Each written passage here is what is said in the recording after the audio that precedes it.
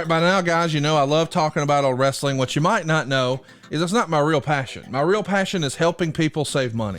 My real passion is getting families out of apartments and into houses. My real passion is getting people's finances aligned so they can retire on time. I hated going to Walmart and seeing the greeter being 80 years old. She should not be working. She should be home. Why is she still working? Because she still has a mortgage. I want to help avoid that for you. The other thing I want to help you with, let's make sure your kids don't get saddled with student loans. If you've got a student loan, why did you get one? Maybe because your parents still had a mortgage. I'm not saying that to be funny. I'm being sincere. There's only so much money to go around. What I want to help you do is figure out where you are right now and where you want to be long term. And I do it at SaveWithConrad.com. I've been doing mortgages for more than 20 years. And during all that time, we've helped tens of thousands of families change their life. I mean, routinely, we're helping our podcast listeners save $500, $600, $700, $800 a month. But more importantly, get them out of debt faster and with cheaper monthly payments.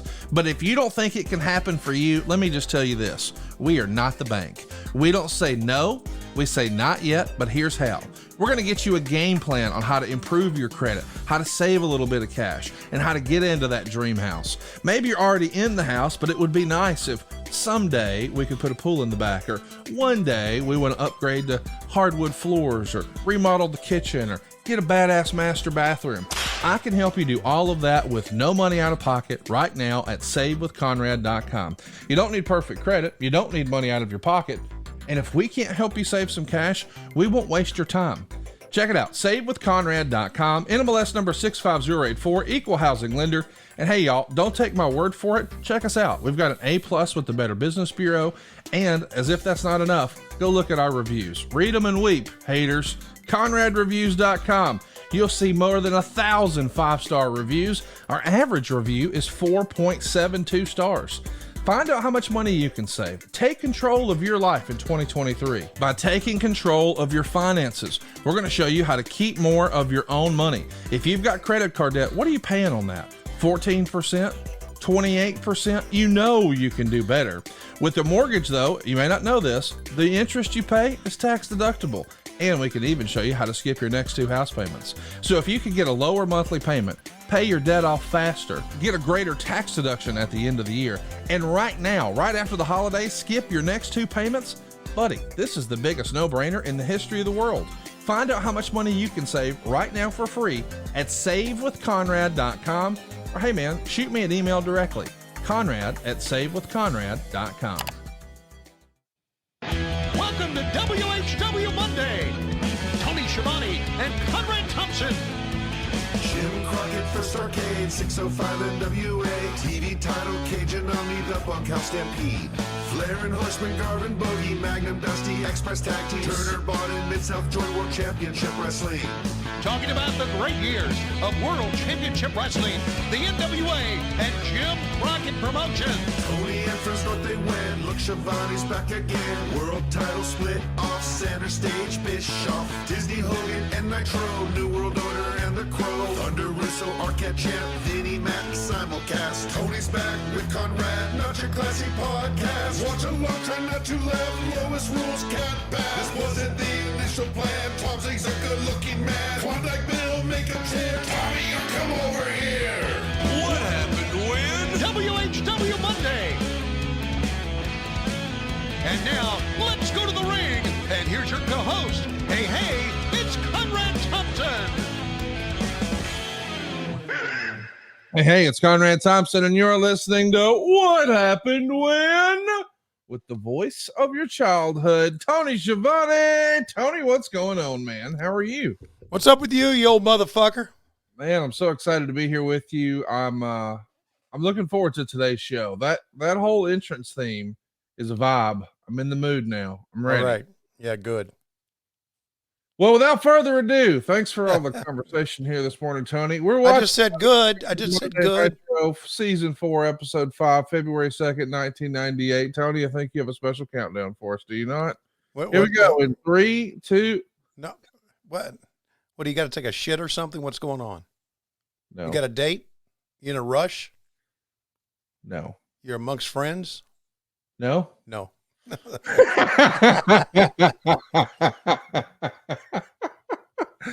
Serious business. I hope you guys had a great Royal Rumble weekend. We are now on path for WrestleMania and a little pay-per-view called Revolution coming up on the other side. I'm pumped for both, but today we're getting in our Wayback Machine. Goodness gracious. Can't believe this is real. 25 years ago. Wow. February 2nd, 1998 will be the Nitro we're watching. This is the best of times for WCW. They're on the heels of their biggest pay-per-view ever, Starrcade 1997. A pretty fun sold out 1998 with Bret Hart versus Ric Flair for the first time in a long time, this time in a WCW ring. And now we're getting ready for Super Brawl. So this should be fun, man. We got Hogan and Sting and Macho Man and lots of big storylines brewing. This is going to be a fun show today. Yes, it is. Let me ask you a question before we start in our stuff. Who won the Royal Rumble? A fellow named Cody Rhodes. Ah, very good. Cody Rhodes is now going to try to punch his ticket for WrestleMania and try to do the one thing his dad never did and win the big one. On the ladies' side of things, Rhea Ripley was victorious. And it was quite a show. But what everybody's talking about this morning, Tony, and it doesn't sound like you watched, was I did not. Post-match angle between the Bloodline after Roman Reigns managed to beat Kevin Owens. Sami Zayn has become the talk of the wrestling business over the past few months, and that storyline came to a head, and it's one of the biggest pops I've seen in my entire life.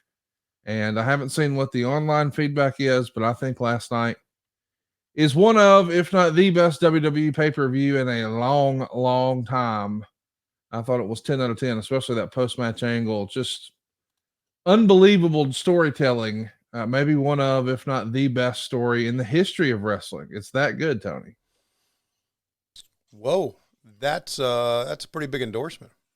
Well, and here's what's crazy, and you know this about me, and I guess the secret is up.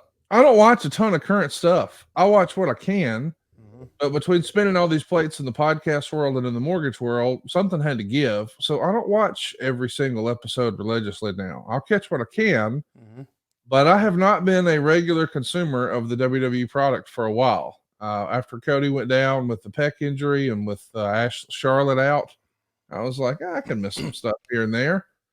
But man, even if you haven't been paying attention super closely to this Bloodline storyline, it still captivates you. And what they did last night was 10 out of 10, man. And as a result, I'm in a good mood and ready to receive some old school wrestling that we all grew up on. So fire up your Peacock, season 4, episode 5, February 2nd, 1998. It's going to be a fun show, dude. Can't wait. All right. So do you have a countdown, or should I just say 3 backwards and hit play? Now I got a countdown from our buddy DJ Turnup. Okay, let's do it. DJ Turnup!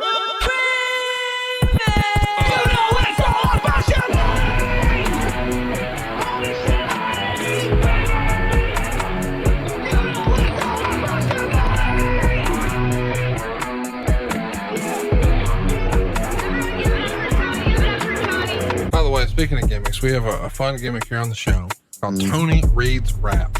Yeah. Oh, Lord have mercy. Tony Reed's Rap. Oh, no. It got over, Tony. No, I'm not going to do that again. No, you are.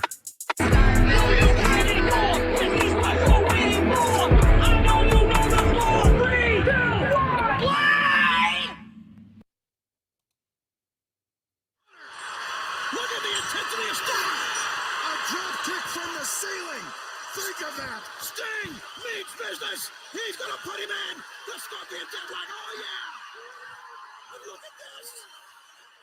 Hogan and Scott Hall not helping Savage one bit. They're not making a move. They're taunting Randy Savage. They're pointing at Randy Savage.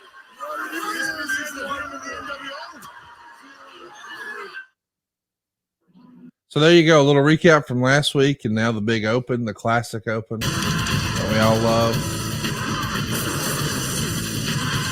I don't think I ever get tired of that opening, the Nitro, Tony. No, it was very, very well done.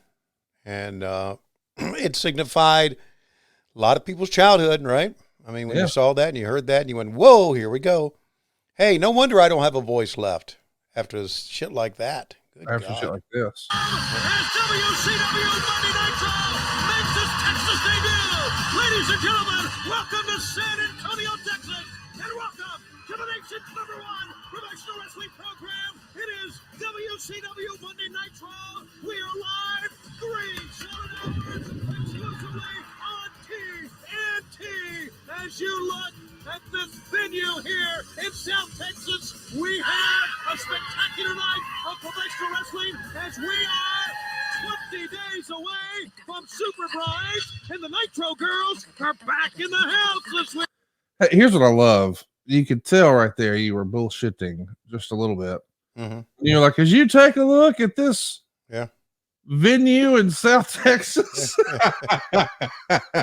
But it's a damn dome show for a Nitro. That's how big WCW is. We're doing regular TV shows inside a freaking dome. Mm-hmm. Pretty cool, man. Look at the signs. The sign era was in full force, wasn't it? Man, I love the guy who's got the DDP diamond cutter hands. Yeah, that's cool. That's a lot of effort, man. A lot of fans went to a lot of effort making those signs, and we got them today too as well. But the sign era was really. Oh, look at the guys with the same shirts. Holy smokes!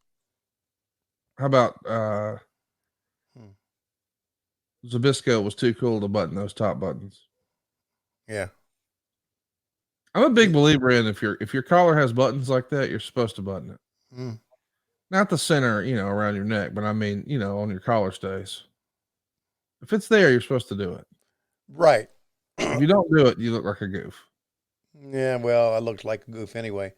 That denim shirt I came across a couple of years ago. Was Lois using it to collect dog hair, or what were you doing with it? No, somebody in Goodwill's got it now. You donated it. Yeah.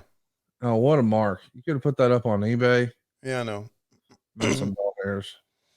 Yeah, this was a long time before a number of years before you and I started. So yeah. I looked at a lot of that stuff and I went, fuck this. Put it in the bag. Put it in the back of the car. Take it away. Why did you look at wrestling that way? Well, I'm not one to look backwards. Okay. I'll give you a perfect example. I haven't gone to a Georgia football game. Since you quit working there? That's right. Yeah. And I've been invited a number of times. Come on, come to the press box. Get you a pass, hang out. No. Have you been to the Braves? One time. But I haven't been to the Gwinnett Braves, but I've been to the Atlanta Braves one time, and that's because Lois had her brother in, and he wanted to go. I wouldn't have gone, on my own. I just, and I don't drink coffee anymore, so. Wait, really? You don't drink coffee anymore? So when you quit working at Starbucks, you quit drinking coffee? Yeah. So is that the deal? Like whenever you quit something, you just never touch it or do it again? Yeah, kind of. I mean, let's think about, when I left wrestling in 01, I turned my back. I didn't, We're talking about coffee, bro. I know. Well, I've got my energy drinks now. Well, I hope they don't hire you because then you'll have to find a new drink.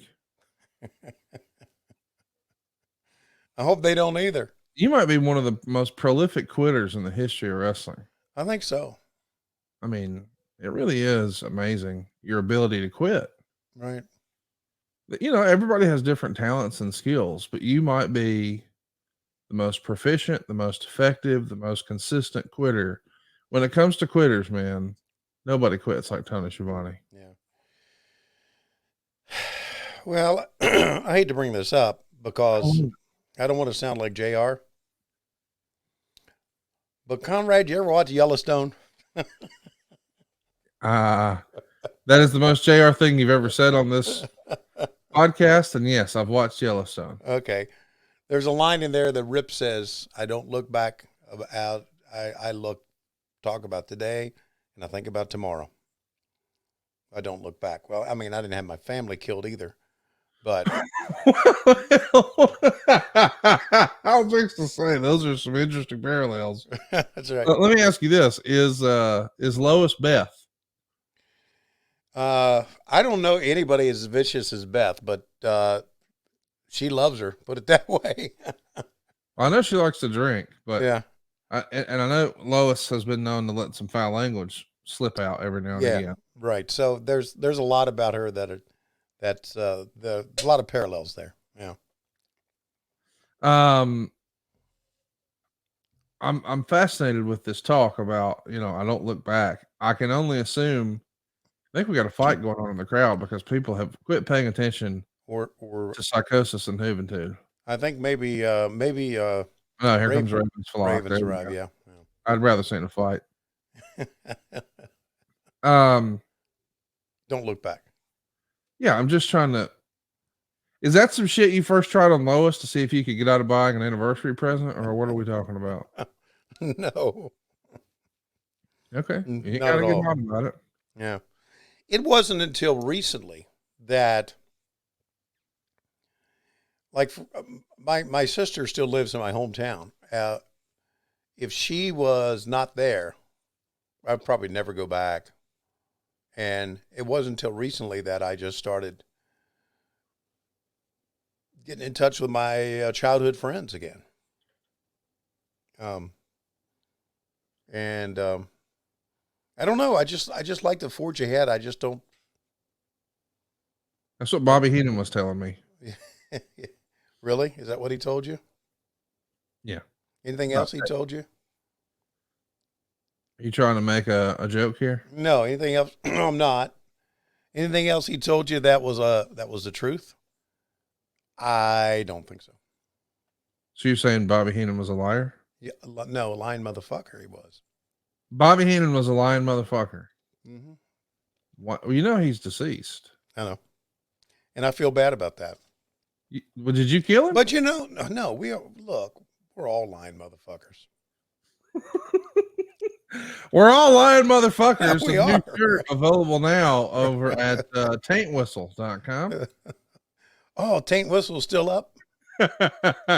Taint whistles are forever. Everybody Yeah. knows that. Yeah. We got a lot of people have joined us. Oh yeah, shout out to everybody coming over from WHW Patreon and adfreeshows.com. We got Coach Rosie and Eddie Prather and Keith Morrison and Josh Fields and Cody Kroom and Zoel. Come on now, everybody. Yambag Jones in the house. Yeah. Domino Chris, Darren Stanley, John Hickson. Shout out to the crew riding shotgun with us on this fine Sunday morning. Yeah. Tony, I can't believe you didn't know who won the freaking Royal Rumble this morning. No, I don't. Are you saying you gave up on WWE TV too? I prefer not to watch them. Most prolific quitter in wrestling history. I love it. I prefer not to watch them. I mean, I can find out. I mean, like today, thanks to the network, I can go back and watch Cody and see his win if I want to, or I can go back and see the greatest angle in the history of angles, according to you. It's one of them. It's got to be one of them. Okay. I think it's one of the most well done stories I remember in wrestling. Yeah. I mean, let's see it finish, but what we're seeing so far is pretty good. So, in a loud and clear voice, are you happy for Cody? Very much so. Good. I'm glad you didn't totally quit on him like you did everyone else in your life. Mm. Well, I've kind of totally quit on Cody. Yes, that's true. Yeah. I have no more contact with him, but that's not because of Cody. That's because of where he works. Wow, look at that reverse. Not something you see every day, huh? A backward suplex. That was nicely done. It's not something you see every day back then. Psychosis was an innovator, man. He's going up top. And now Psychosis mounts the top rope. Look at how far away is this guy's nuts! Oh, something else. There is a spot you should see from last night, by the way. Okay. Ricochet got on one side of the ring, and YouTuber turned WWE superstar Logan Paul got on the other side of the ring. And they were both on the outsides of the ring on the aprons, but across from each other. And they both catapulted themselves as high as they could towards each other and collided in the middle of the ring. Wow. In the middle of the air. It was unbelievable. It's like out of a video game. Juventud Guerrera picks up the win in the opening match here against Psychosis. And as a reminder, we're in San Antonio, so there's a lot of Lucha fans in the crowd. It's a heck of a way to start a big Nitro here, Tony. Yeah, we're in this big venue in South Texas. The home of the Royal Rumble last night. This is where the Rumble was in January of 97. And then they came back, of course, 6 years ago, the day before WHW had their very first episode. And then again this past weekend. So it's kind of fitting that we're watching the only Nitro from there. Yeah, for some reason, I thought that maybe that venue was not there anymore because the Spurs don't play there anymore. Spurs have an arena out near Freeman Coliseum where we wrestle. But apparently, the Alamo Dome is still around. The Alamo Dome is still around. And Tony, I think you're about to take a commercial break here. Mm-hmm. And when they take one, we will too. But first, a little Super Brawl promo. All right. Man that made wrestling the heavyweight champion of the world. I am your champion, Hollywood Hulk Hogan. Out of nowhere, Sting! WCW is Sting! And Sting is in charge! Sting! Big leg drop. 1, 2, 3. And Patrick made the 3 count, and Bret Hart certainly doesn't seem to agree. He's signaling for a restart. Oh, Stinger's placing the cutter. Here it comes. Sting! The Scorpion Deathlock! Sting is the world heavyweight champion! Effective immediately. The title is being held up. This is wrestling history fans right here. The championship is vacant. That's my belt. I beat this guy twice. You're a dead man. Hold that and Sting at Super Brawl. I'll be Sting. 1, 2, 3. Just like the last time. We're gonna fight until we find out who the real heavyweight champion of the world is. And tonight, Sting will go in the ring as well as he'll face the Macho Man Randy Savage. As you look live at the Alamo Dome, we have more great wrestling action to continue here on WCW Monday Nitro. We'll be right back with more live from Texas. Tony, I'm going to stop it at 14:05. There it is. We'll take a break right now. And of course, this break is brought to you by Athletic Greens. Tony, you and I have been using Athletic Greens for a while. My wife actually made us start using this, man, more than 3 years ago. Before the pandemic, we were big AG1 advocates. My wife had done her research. She wanted to have more energy, have better gut health. And then, man, once the pandemic started, we kept doing it because we wanted to optimize our immune system. And we're still doing it today because it's a supplement that actually tastes great. Now, what exactly is this stuff? Well, let me explain. With one delicious scoop, that's right, it tastes good, of AG1, you're getting 75 high-quality vitamins, minerals, whole food source superfoods, probiotics, and adaptogens, everything you need to start your day right.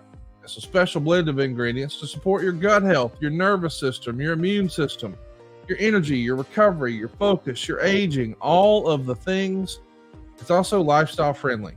Keto and paleo and vegan and dairy free, even gluten free. It has less than 1 gram of sugar, no GMOs, no nasty chemicals, no artificial anything, and it still tastes good.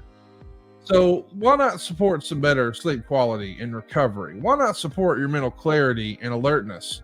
We like to think of this as your all-in-one nutritional insurance.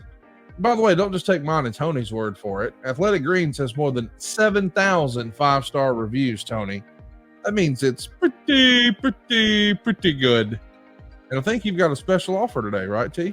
Yeah, first of all, take a look at that happy face on that, if you're watching on video right now, on that Athletic Greens banner. Look at you.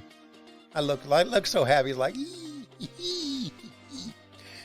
yeah, right now it's time to reclaim your health and arm your immune system with convenient daily nutrition. Just one scoop in a cup of water every day. That's it. No need for a million different pills and supplements to look out for your health. To make it easy, Athletic Greens is going to give you a free 1-year supply of immune-supporting vitamin D and 5 free travel packs with your first purchase. All you have to do is visit athleticgreens.com/WHW. Again, that is athleticgreens.com/WHW. Take ownership over your health and pick up the ultimate daily nutritional insurance. And we want to thank Athletic Greens for their support on today's program. Tony, I'm at 14:05, and we're going to press play to leave this Athletic Greens commercial in 3, 2, 1, play. As we enjoy the Nitro girls here live on Nitro from San Antonio, it gives us an opportunity to remind you that next Monday's event on the 9th in El Paso, Texas, of Monday Nitro is sold out. But for you fans in Tampa, Florida, we're going to be at the Florida State Fairgrounds, and tickets are available for the Nitro on Monday, February 16th at the Florida State Fair box office. And then on the 23rd of February, the day after a Super Brawl, we're going to be at the Arco Arena in Sacramento. That's Monday, February 23rd. Tickets are available there. And fans, wow, I love you're doing ticket announcements during Nitro and saying, hey, this one's sold out, but you can still get them to this one and that one. That's pretty fun, man. Yeah, I think it's kind of ironic that at AEW is going to be going to El Paso in a couple of weeks, and then next month we're going to be in Sacramento. So the routes still work. Yeah, following the same trail. How about that? They got a trail around these parts. Maybe you've heard of it. It's called the Trail of Tears. I've heard of it. I've also heard of the golf trail too. The Robert Trent Jones golf trail. Right. Yeah. How many golf balls do you think you could fit in a human butt? Depend on the size of the butthole. Let's say Tony Schiavone size butthole. 2. You don't think you could really push yourself and try to go? No. Where are you going with this? Well, I really didn't expect you to have an answer. I was trying to think of the most absurd thing I could think of. And then when you gave me a legit answer, like a measured answer, it was like, well, I just threw out a number. I just threw out a number just to get you going on this, because I have no idea where you're going with some of this stuff. So you just never know. I thought maybe there was a reason, but then all of a sudden I thought, I don't know, this is absurd. You'll come up with something even more absurd a little bit later.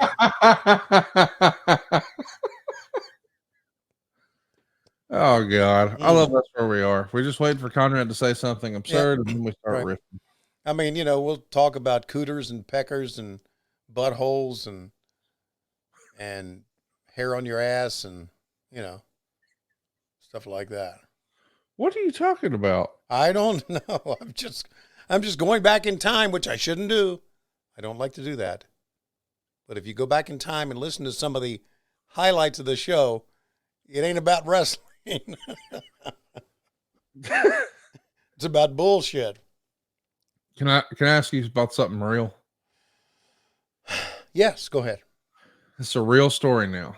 I want you to there's no, listen, I've been accused at times Whoa, of being prone to embellishment. Okay. So it's been rumored. Some people have speculated that I may or may not at times, hypothetically, exaggerate for the purpose of a story. In other words, you a lie. Well, but here's what I'm going to say, Tony. Okay. I'm really not. I'm trying to be entertaining, but what I'm about to tell you, what I'm about to ask about, is not exaggeration. Okay. It is. Look at those hands. Do you see that was not a cardboard cutout? That was not like a signed poster thing that they got done at the Walmart. Somebody spent real time making those DDP hands for the crowd. Yeah. And here he comes, your United States champion, with his lovely at the time wife, Kimberly, who had maybe the best last name of any woman of all time. Do you recall? Yes, Miss Bacon. How great is that? There's those hands again. Those are legit, dude. Where does he find those? They were clearly hands for something else, and he just holds them together. They kind of look like Mickey Mouse hands in a way, but I Oh, they're guess flesh colored. Mickey Mouse's hands were white. yeah, and Mickey Mouse's hands didn't have all 5 fingers. Anyway, so go ahead and get to your thing here. Are we going to listen to DDP? Yeah, you want to listen to DDP? Yeah, let's listen to this. Go back to last Thursday night. Apparently, I see a lot of similarities between you and one Chris Benoit. Chris Benoit has a tremendous work ethic. He has been successful. Oh. I think he has been deprived along the way of a few opportunities, but I believe you're the man that can change all of that, DDP. You know, Gino, I see Chris Benoit as one of the most underrated wrestlers on the planet. I respect what he's accomplished thus far. But even more than that, I respect his work ethic. And for that reason, I called him out to ask him if he wanted a shot this Thursday on Thunder for the U.S. heavyweight title. Can I caution you on a couple of things? As you know, Chris Benoit has kind of a varied past.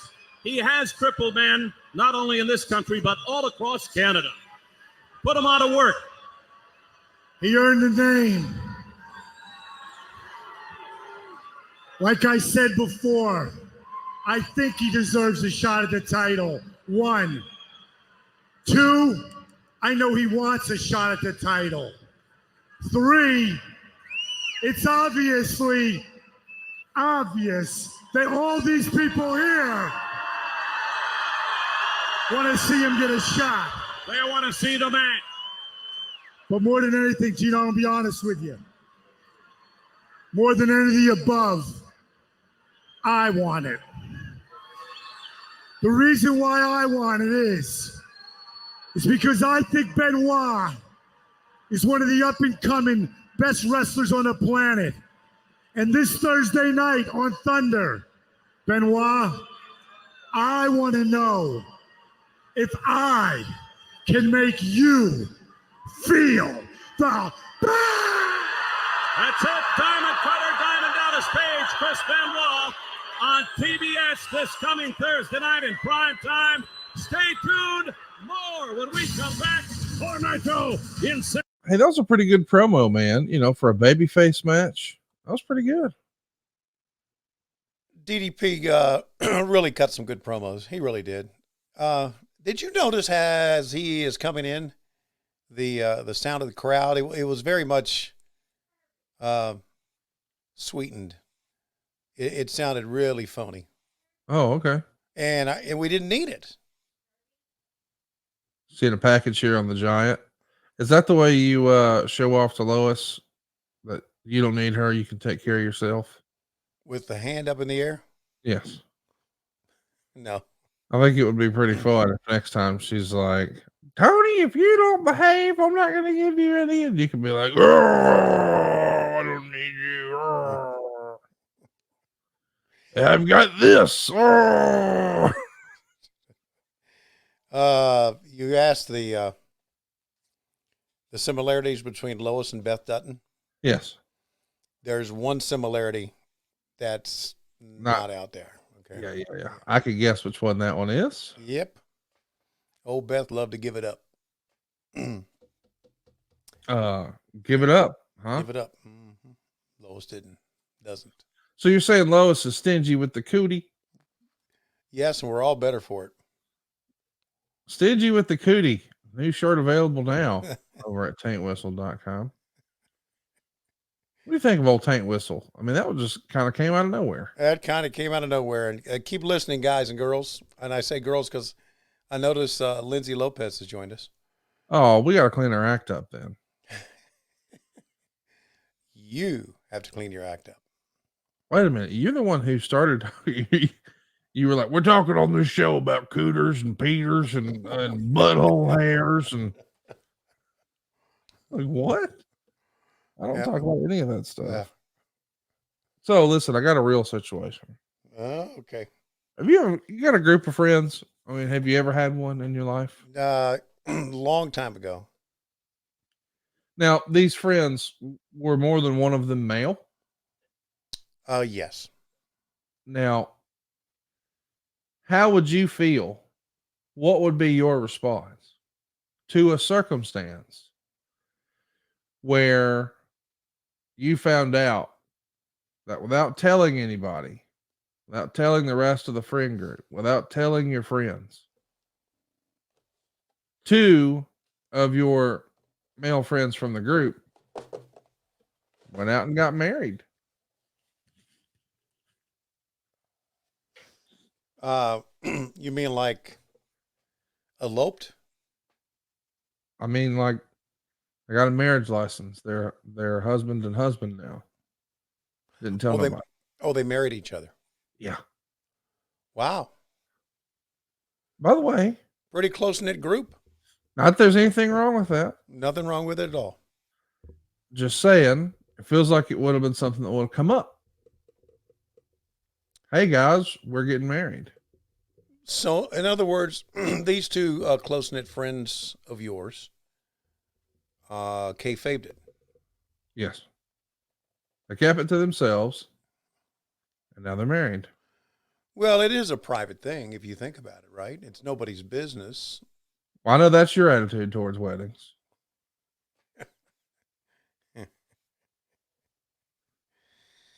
Yes, it is. Coming up on the 5-year anniversary of the one you missed of mine. You've been married 5 years? Yeah. Later this year. Holy smokes. Where's the time go, huh? So that means that your daughter's been married more than 5 years. Wow. How about that shit?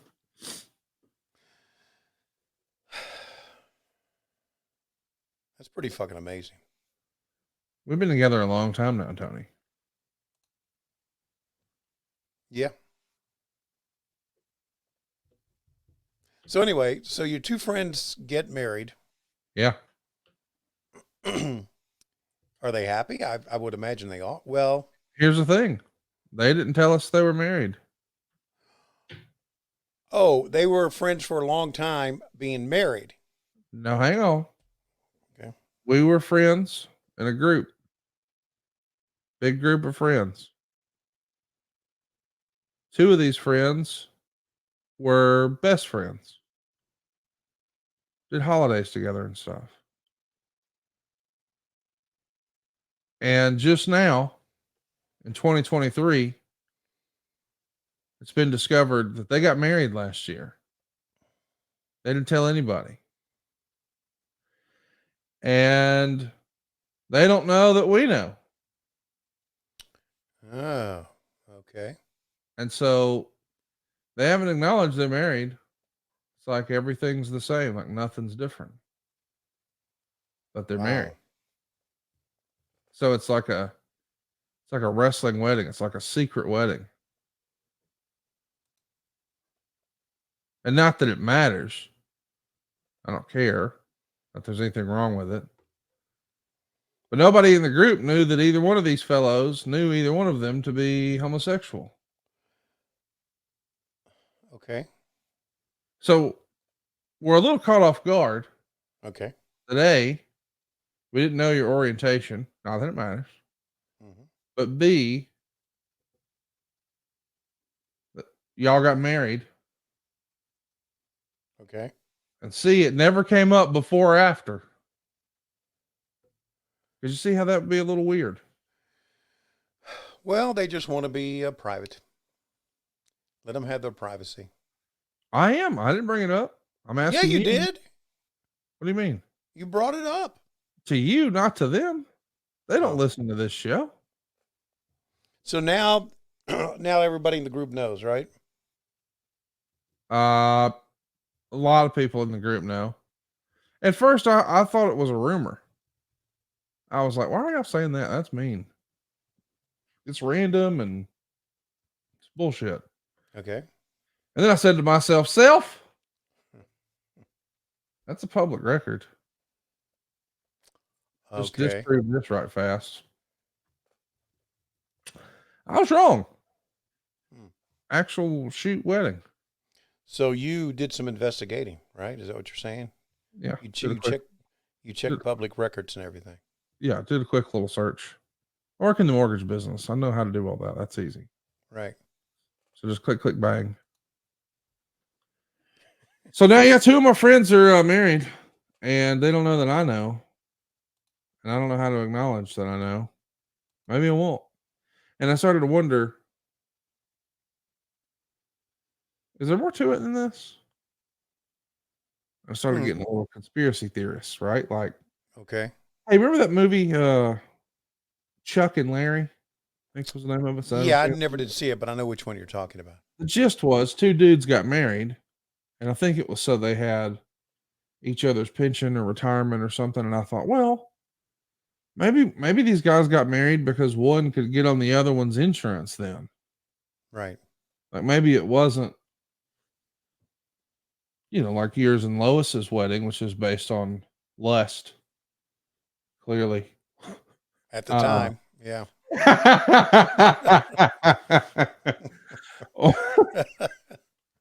Maybe it was just, hey, this fella needs insurance. And Right. this gives him access. And then I thought, wait, what if this is for citizenship? Hmm. What if this was, to quote unquote get a green card? Yeah. And in order to do that, you had to get married. Right. And then I thought, Hmm. boy, America's fucking wild, ain't it? Yeah. Hey, you got to leave. Oh, I want to stay. Hmm. Suck that dick and you can stay. Yeah. What? Hmm. That's some shit. Mm-hmm. It's changed my opinion about some of these citizenship issues. Yeah. Dude, folks shouldn't have to be getting married to stay. No. That's a silly rule. No. I mean, and how about this? Folks shouldn't have to get married to get insurance. No. Damn shame. I've legitimately known people that have gotten married to be able to stay. I just, It's been years and years ago, but that really happened. that sucks, man. Yeah, I know. That's not what it's supposed to be. I wish there was another way. I wish you didn't have to do that. Yeah. I wish Yeah, we didn't have to watch Billy Kidman either, but here we go. well, he's wrestling Ultimate Dragon, so he's gonna lose, It's Well, probably there is a God. Top rope Hava Corona. Here we go. Fans start to erupt here. Got him. Wow, he was good. God, he was good. Gonna try the That's it. Dragon Sleeper once again. Got it hooked on in the middle of the ring. And nowhere for Yeah, Billy Kidman. I mean, this is before he's wrestling Hulk Hogan. Right. Ultimate Dragon was the man, dude. He was. And here come the flock. What sucks too is he could only get this type of push and presentation at WCW. If Ultimate Dragon was in the WWF back then, they would have had him done silly stuff. Yeah. Yeah, we've talked about this so many times, but it's true, even though Hulk Hogan and Kevin Nash and Macho Man, NWO, that was the main event stuff. What drove the show was guys like Ultimo Dragon, all the cruiserweights. They're the ones that drove the show. They made the show what it was. All comes back to great wrestling, doesn't it? And I know great storylines, you can't beat it, but Yes. geez, you can't beat a great wrestling match either. You like wrestling matches. I like great wrestling matches. Yeah, you do. Yeah. I thought we had, and of course, again, shameless plug for our shit, but I thought we had a great women's match with Emmy and Jamie Hayter on Friday. I really think Jamie's great. And I really enjoyed it. And it was good to see Emmy have a good serious match. Because She is a very nice lady. You're a big Jamie Hayter fan. I know that. Yeah, I am. I remember even back when she first debuted and you had the opportunity to meet her, you were really impressed with her. Loved her. And now that I've known her, I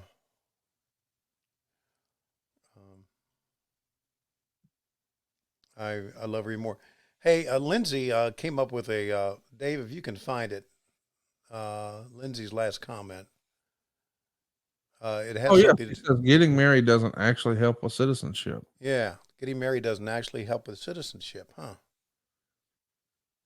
Okay. I think it does. All right. Well, there you go. Lindsay would probably know better than we would. The spouse must have continuously resided in the United States after becoming a lawful permanent resident, LPR, for at least 3 years immediately preceding the date of the filing of the naturalization application and must have lived in marital union with his or her citizen spouse for at least those 3 years.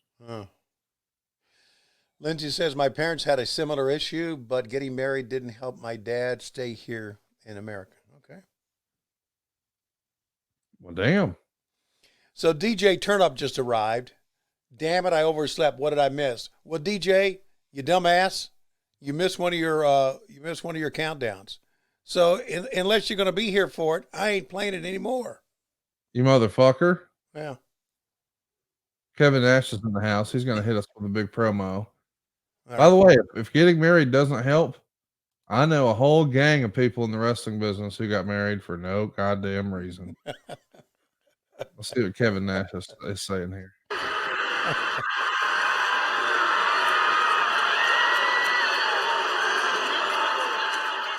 Is he going to talk or just look stupid? Well, I'm going to make this short and sweet.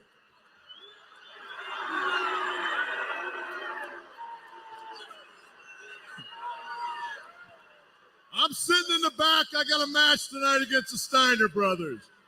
The match before me tonight, right now, I see Kidman use a variation of the power bomb. Now, I'm not Mike Tenay, but I think they call it a tiger bomb. I just saw it.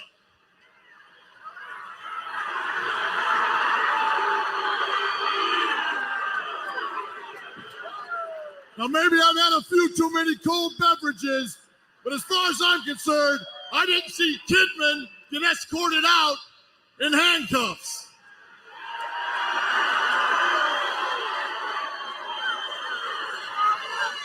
The problem lies then, it's not so much the move, it's the man that does it.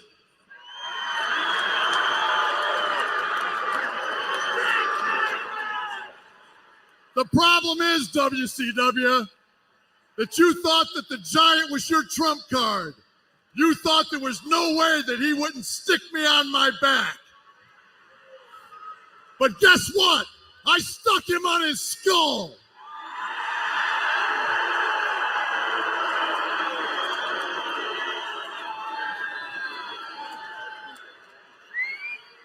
You want to find me? Hey, there ain't a fine I can't pay. And if I can't pay it, I got a buddy. That's right.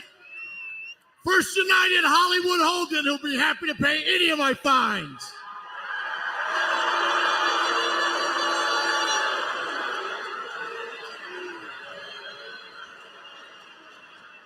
So just for the record, I'm going to do what I want to do, to who I want to do, when I want to do it, and there ain't nothing you can do about it.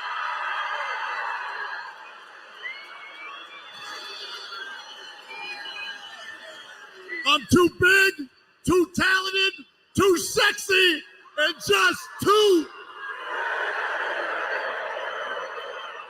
Hit the music, I'm out of here. Well, we really thought. Hey man, that was a fun promo, and the crowd was really into it. Yeah. In front of a big crowd in a dome. That was pretty fun, man. It wasn't much to it, but it was still fun. Well done. Thanks, Tony. Appreciate that. As a reminder, over on the other channel, We've got Stone Cold Steve Austin winning the Royal Rumble a couple of weeks ago. He's headed towards Shawn Michaels and the WWF title at WrestleMania 14. Mike Tyson is involved in the mix. On the ECW, Shane Douglas is the world champ. Taz is the TV champ. Candido and Lance Storm are the tag champs. And Tony, I know you like this sort of thing. The number one song in the United States is Together Again by Janet Jackson. Really? Yeah. Yeah.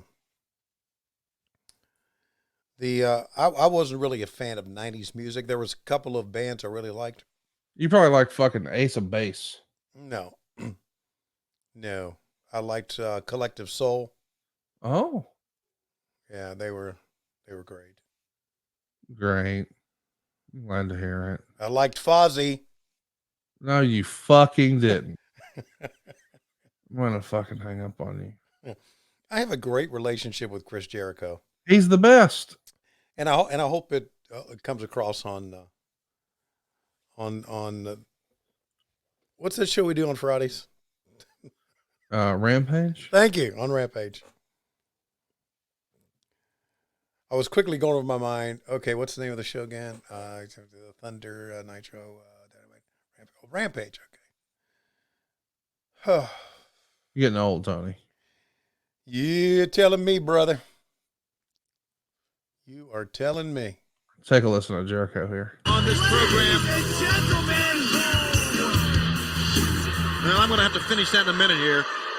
There's a good sign. That's appropriate. I've been coming out here for the last couple of weeks and apologizing. And I realize an apology isn't necessary here. What's necessary is a great big thank you to the millions of Jerichoholics who have made me the great champion that I am today. So here it is, just for you. Thank you. And Rey Mysterio Jr., I know you're sitting at home right now nursing your knee injury, and I feel bad that it happened to occur during our match. But I hope that it never, ever happens again. Thank you very much. Hollow promises, and from the WCW World Cruiserweight Champ, Chris Crybaby Jericho. That was pretty fun, man. Yeah, he was good.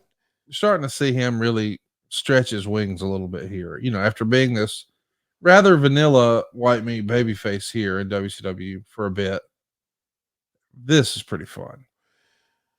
Well, you know, in a way, it was kind of like DDP. He took something and made it work for him, and worked hard on the character, and had an idea. Just didn't come out and wrestle. Had an idea. So, and back then you were able to do that, and the reason you were able to do that, like Chris Jericho was, maybe I'm wrong here, but I think I'm right. Most of the attention, booking wise, was paid on the main event. Right. So you could go ahead and develop your character. They didn't care. Go out there and do it. Chris Jericho would say, hey, I'd like to be able to say something during my match. Well, you've got 10 minutes, so go out and say something. Right. It's going to come out of your match time. So you know, kudos to Chris Jericho. And take a look at all the guys that are on this show. On this show that we've got here that we're watching. How many of them are still relevant in the business right now? Right. Well, you're looking at him. Something else, man. I want to let you know that there's 21,213 fans here. It's the second largest crowd in WCW history. It's the third largest gate in company history.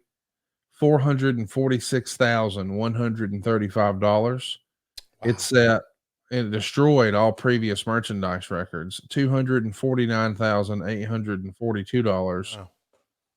Wow. That was an average of $12.49 per head. So the previous WCW merch record was 172, set at the Georgia Dome, and the all-time U.S. record is $540,000 for WrestleMania 3. Isn't that crazy to think about? In 87, It was Yeah. over $500,000 in merch. Isn't that something? It's unbelievable. What would that translate today? That's a great question, Tony. Yeah. I'll pull up the old handy dandy inflation calculator. All right, the inflation. It's time for the inflation calculator, Ladies and gentlemen, a regular part of what happened when. $540,000 Mm-hmm. in March of 1987 Mm-hmm. has a value in December of 2022 of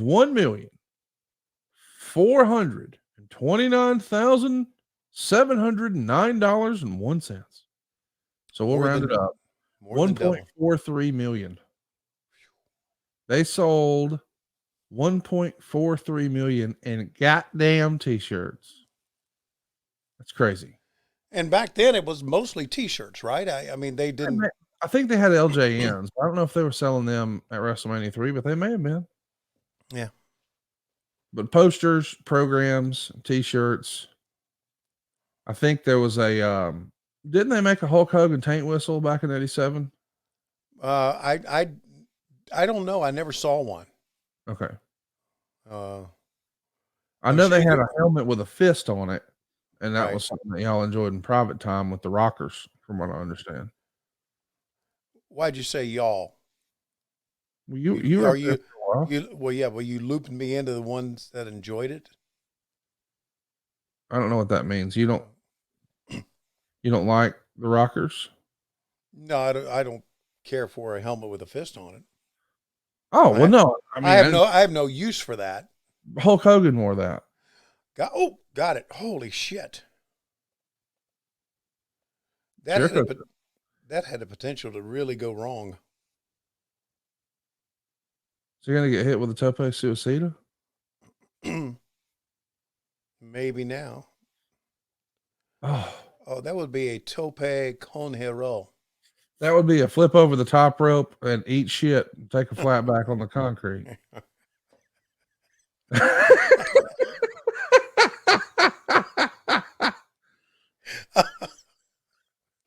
Oh God, I need to be able to use that. Hey, I think you can say that. I know. Dude, can you imagine if you let one say, oh, he really ate shit there. Let's take a look at the replay. Went right over the top rope and ate shit. Dude, you would go so viral if you had an ate shit. No. It would be on fucking Sports Center. I just wish we could call it like we call things here sometimes.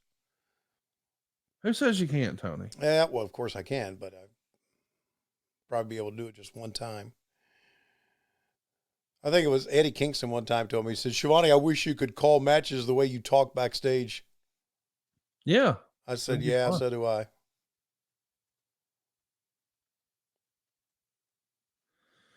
So I did something I shouldn't have done over the weekend. Okay. I rented a Tesla on Turo. Okay, I know what a Tesla is. I don't know what Turo is. Turo is an app that's like a Airbnb for cars. For rich people, okay? No. Yeah. But for cars. Okay. So my wife was out of town, so she took my car. Our third car was in service, and while she was out of town, I wanted to have her car get detailed, but I didn't know my other car would be in service. So I found myself without a car. Mm-hmm. So I rented one, and I thought, yeah, I could go rent a Hyundai. Yeah.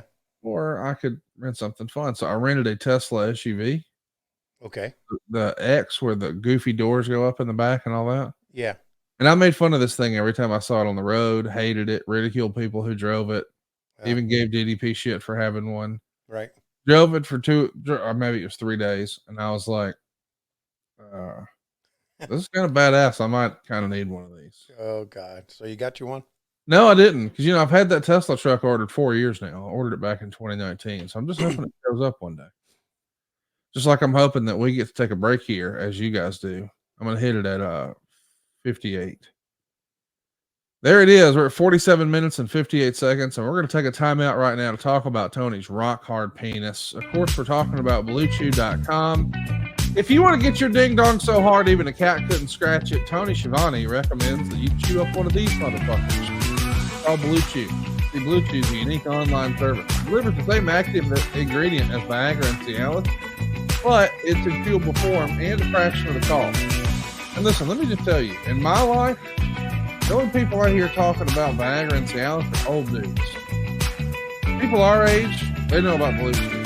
Take them anytime, day or night. So plan ahead or be ready whenever an opportunity arises. The process couldn't get any simpler. You'll, number one, sign up at BlueChew.com. Number two, consult with one of their licensed medical providers. And number three, once you're approved, receive your prescription within days. Now here's the really cool part. It's all online. That means no visits to the doctor's office, no awkward conversations with strangers, fondles your penis, no waiting in line at the pharmacy. Blue Chew's tablets are made in the USA, prepared and shipped directly to your door, all in a discreet package. Hey, Tony, we got a special offer for all of our listeners, ding dongs, right?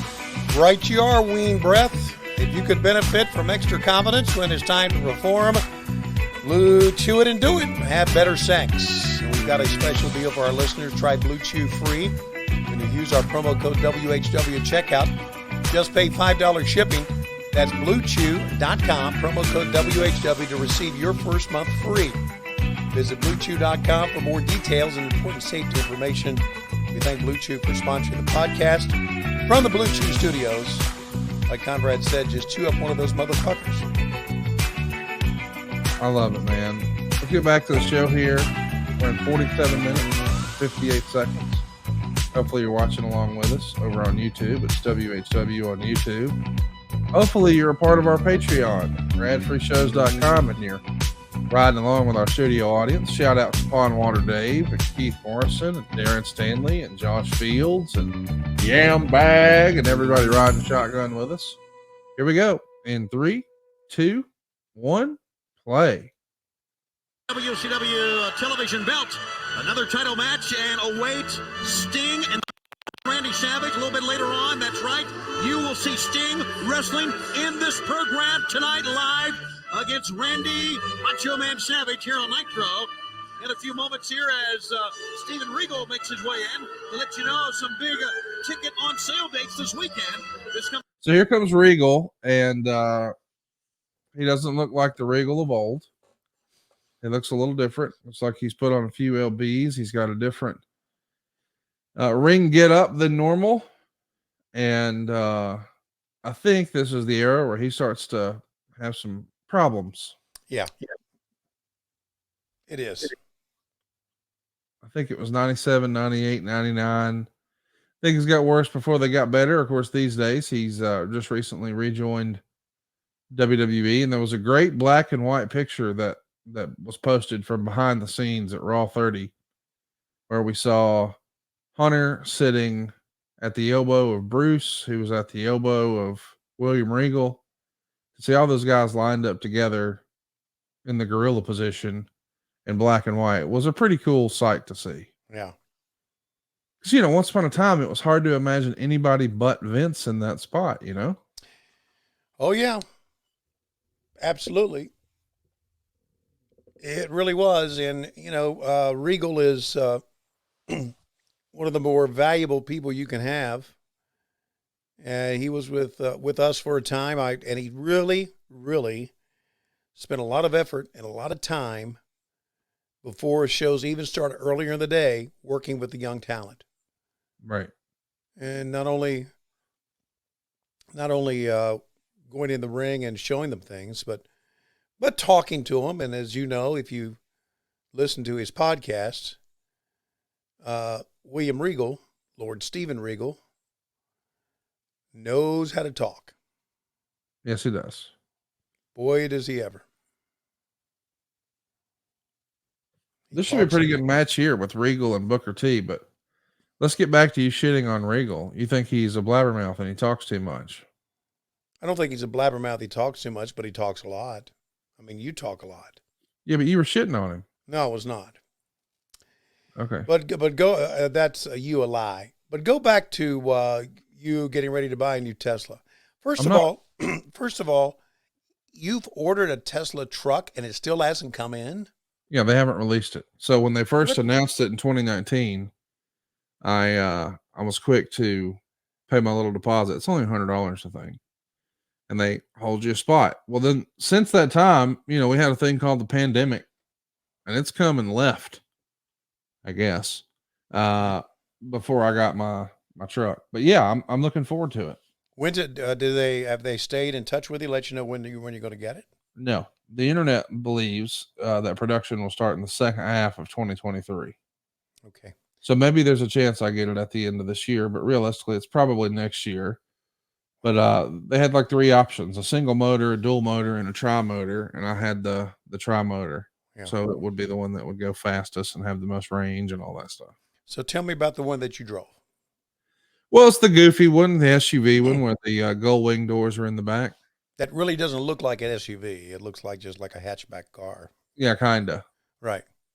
And it's got the front had captain's chairs in the middle, and I had the autopilot. And what really I kind of didn't expect until I got in it was the giant windshield. I mean, the windshield goes all the way up over your head, so it's just one piece of glass. It was pretty cool, man. Uh-huh. So I made fun of it. I drove it the first day, and the first time I drove it, I was like, nah, this is what I thought. I don't like this. And maybe it's because I'm just hesitant to change. I love the roar of an engine. I love the exhaust notes of a regular car, and just getting behind electric. And I thought the doors were kind of a gimmick. It was easy to make fun of. And then I drove it for 2 days, and I was like, damn, you know what? This is pretty cool. So I wanted to make sure I wasn't totally off base. So I let Casio Kid check it out, and he made fun of it and roasted it. And then he drove it, and he was like, man, this is kind of fun. And my dad did the same thing, and so did my mom. So yeah, just high marks all the way around. I can't believe it, but maybe this whole EV thing ain't going to be the end of the world after all. My only concern with something like that is if you go on a long trip, and of course they have places where you can charge up, I know, but how long does it take to charge up? Does it add like an hour to your trip, or 2 hours to your trip? Well, candidly, I wouldn't be using this for long trips. Right. This would be my around town deal. And if I was going to go, if I knew I had to drive 12 hours somewhere, I would drive something else. Right. And I realize that's not where everybody is, and that's not something everybody can do, but it is something I can do. So to just tool around town, this is pretty cool, man. Well, there you go. There's the scissor kick.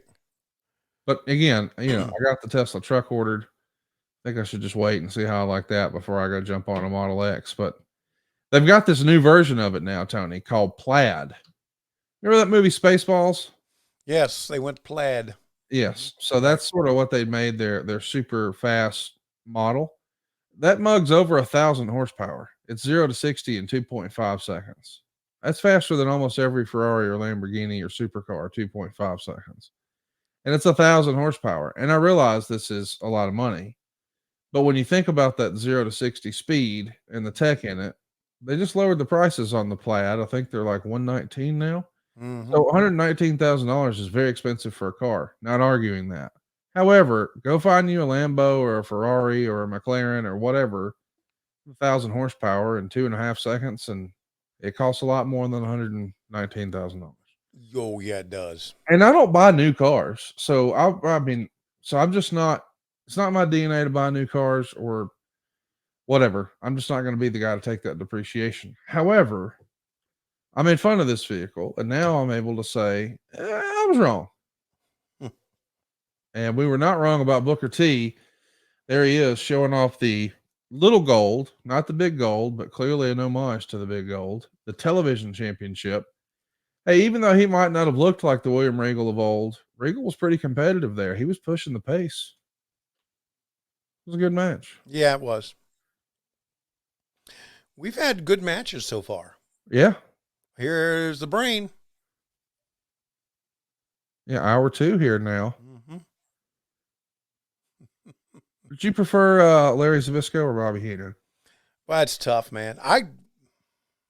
I know one was a lying motherfucker, as you said. We all were lying motherfuckers, like I said. Okay. Yeah, he was a lying motherfucker. He was the best at it. By the way, Meltzer, he's sort of hurtful in times.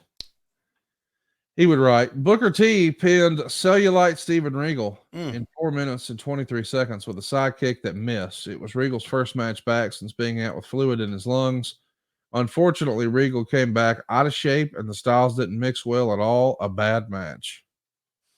Maybe I just like the guys, so I like it because I like them. But I don't think I'd call somebody Cellulite Steven Regal. No, it's easy to do that when you're behind a keyboard and no one's there to confront you. It's easy being an asshole, as we see each and every week on social media. What do you think of, I think there was a debate last week when one of the personalities in the wrestling media made a reference to a woman wearing too much makeup. I think he said she had 68 pounds of makeup on. She had so much makeup on, she was lucky she didn't trip over. The makeup didn't weight her down. Wow. Did not see that. I remember thinking, I think people are going to be upset about that. And were they? I didn't keep up with it. Yeah. I know these days it's hard to have an opinion on anything and it not be polarizing. Yeah, let's not amplify one of those jackoffs. No, I'm not. Okay. I'm just saying, I do think it's interesting if you say, boy, I like this. If you say, man, I really like Dynamite. Oh, so you hate WWE? Yeah. Like, wait, I'm allowed to like more than one thing. I don't know. I've... Who are the jackoffs in wrestling media to you? I would say... that I'm not going to answer that question because it'll be a headline on one of the jack-off websites. All right. Are there some that you actually like? Yeah. That you think do a good job? Yeah, I do. Let's highlight some positivity. Let's say some good ones. Wade Keller. I like Wade. Yeah. Dave Meltzer. Okay. Brian Alvarez. Well, it was Alvarez who said what I just talked about. Oh, really? Yeah. But listen, I too like Brian and I really like Dave. But they've always been super cool to me. And I don't know why they're polarizing folks. And I don't know that anybody who met them would think that, which is what's interesting. Yeah. Because you like them. I like them. Yeah. And they have made an attempt, these guys, to, reach out and not just get behind the scenes, behind a keyboard and type up stooge shit, let it go out. Stooge shit. There's a face with a name. Does that make sense to you? Yes. Yeah. In other words, I don't think these guys have agendas. I can't say that about all of them, but I don't think these guys have agendas. I guess in reality, everybody's got an agenda to some extent. Yeah, they want access. Well, I was talking about just all of us. Yeah. Agendas. Yeah. What do you say to those who believed, and I think some still believe, that Dave Meltzer and Brian Alvarez are on AEW payroll? Oh, for crying out loud. See? Come on, tell them, Tony. Jesus. It's not real. No, it's not real. Why do people think that? Because people are dumb? No, people just want to stir up shit. Oh. And, okay, people want to stir up shit. There are a lot of fucking idiots out there. Yeah. Yeah, you do know I'm not on social media at all, and I haven't. Yeah, I've sent you a lot of inappropriate DMs. My apologies to your family who check your DMs. No. I'm not checking my DMs. Somebody is. Oh, yeah. My daughter checks them. And yeah, I'm saying I've had full-blown conversations with Lori thinking it was you and it was about taint whistles and such. And I wish I had those back now. I think I'm talking to my friend. I'm talking to my friend's daughter. Oh God, that's funny. Just listen. There's without social media. Do you realize how much Easier your life is? Yes, how Yeah. much less drama is in your life? Yeah. So Conan taking on Humorous here. I liked Humorous. I thought Humorous was going to be a bigger star than he was. for a man his size, he could do a lot of stuff, brother. Man, dude, that moonsault was big time. Yeah. Used to be called Crash the Terminator before this. Wow. What and also, do you have an update on Conan's health? I know he has battled health issues. He's on the recently. mend, man. Good. He got a shout out on the Royal Rumble in Oh. code. Dominic Mysterio, Ray's son, was wrestling, and he Corey Graves' brother wrestles as Sam Adonis for AAA or Tripla. Triple A. Anyway, he says, "Hey man, just got a text from my brother that says that even Dominic's uncle Conan is scared of him now that he's out of prison." So it was cool to get Uncle Conan a shout out and a little low key, if you know, you know, reference to Sam Adonis. It'd be cool if it came out after all these years that you two had a brother who wrestled. Me? Yeah. Oh. Like Corey Graves is one of the most prolific announcers in WWE history now. No argument here. And so the idea that he has a brother who wrestles in a pretty big time role for AAA down in Mexico is pretty cool. And it would be like a nice little Easter egg if people were like, "Hey man, did you know Hercules Hernandez was Tony Schiavone's first cousin?" Who would your relative be in wrestling? Probably Matt Schiavone. Oh, fuck off. I mean a wrestler. Oh, wrestler. Okay. I don't know. Ray Traylor. Maybe you would have been. I could see you being related to Ray Traylor. Mm-hmm. And it would make sense why you love seeing Big Boss Man superplex Hogan off the cage. Yeah. Well, it was my kin. We grew up fingering each other's butts in West Virginia. Do you know on my Wikipedia page, someone put that I was from Craigsville, West Virginia?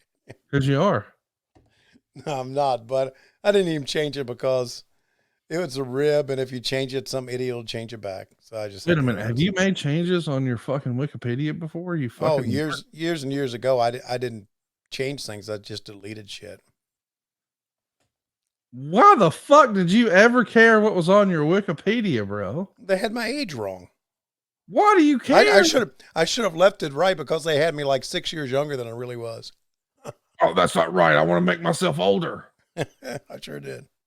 What's wrong with you? I don't know. Did you eat a lot of paint chips as a kid? No. What? It's got to be something. No. You are the can't get right of wrestling commentary. I'm the what? The can't get right. Can't get right. Yeah. Okay. You know, like that movie Life with Bernie Mac and Eddie Murphy and Martin Lawrence. You can't get right. I didn't see that movie. You should go see it. And when you see Can't Get Right, you'll be like, I am.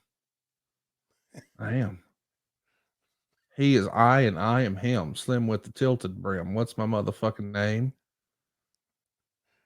There it is. He's taking a break. I think we will too, Tony. I'm going to hit it at 59. 104.59. It's time to take a break. And you know what we're talking about now? We're talking about hitting the old dusty trail with our friends at Camper Max. You know, if one of your New Year's resolutions this year was to spend more time with your family, really make some memories, some lifelong family memories. Maybe another resolution is to travel a little more in the new year. Camper Max can help you check both boxes over at campermax.com. That's CAMPERMAXX.com. They're specializing in max discounted pricing on travel trailers and fifth wheel RVs delivered anywhere in the lower 48. That's right. You can look at all the inventory, decide what you're interested in. They'll make it affordable. They'll make it easy, and then they'll bring it to you. You can go start your shopping from your office, your cell phone. Dude, do it from your couch right now. Just click or call and find out how easy it is to start enjoying the RVing lifestyle at campermax.com. Now, how easy is it? Well, the CamperMax discount will fit any budget, offering easy financing with extended terms. It really is just too easy. These are personal friends of mine. Be sure to mention my name, Conrad. Get that old friend of a friend discount at campermax.com. Home of the max discount. Remember, there's 2 X's in CamperMax. That's CAMPERMAXX.com. Give them a shout, 256-320-7033. And hey, if you're looking to purchase a motorhome, hang in there. My buddy Rod is working on that right now. Tony, without further ado, let's get back to Nitro here. Season 4, Episode 5. I'm at 1 hour, 4 minutes, and 59 seconds. In 3, 2, 1, play. Back live on Nitro, still to come, Sting and Savage.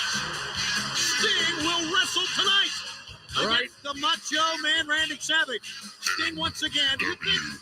And I know we talk so much about the NWO problems. They're well documented. And I really think if push comes to shove, and this is just me talking right off the cuff, guys, Sting is going in 20 days against Hollywood Hogan for the world title. I love that we're keeping it a thread throughout this entire program. Keep talking about Sting. Sting's here. Sting's going to wrestle. Sting will wrestle tonight. You keep teasing that your main event all the way through. That's a good strategy, man. Keeps people from flipping around. Sure is. It's and it's, you know what hits me is that we did a lot of these promotions, like Sting's coming up and all these ticket venues where tickets are on sale, without the added advantage of a visual visual reference. Yeah, the bottom third, or as we call them, the elevators. Yeah, so we had to do a lot of selling without you really seeing anything to support it. That, you know, obviously today that's much different with us. Oh, for everybody, but you'd have a graphic there for sure. You wouldn't just be rambling on. Yeah. But you know, that's what you like to do. You like to run that mouth. Yeah, as you can tell, I do a lot of it. Yeah, not on this show. But yeah. No, I leave that up for you. Well, I'm tired, man. I've had food poisoning all weekend. You ain't tired. Man, I'm telling you, for the past 3 days, I've been shitting every 20 minutes. It's unbelievable. Well, it'd wake me up out of a dead sleep. A couple of golf balls in there would stop things up. Well, that's why I needed you around here. Let's take a listen to Scott Hall.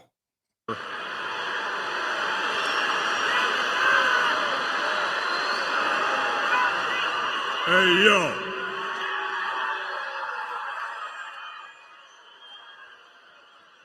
It's that time in the show when we take a little survey.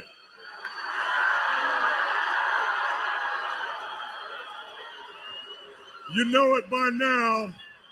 We just want to know if you're with us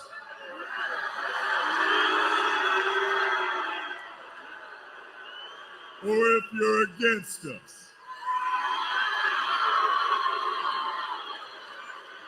So is everybody here in San Antonio to see WCW?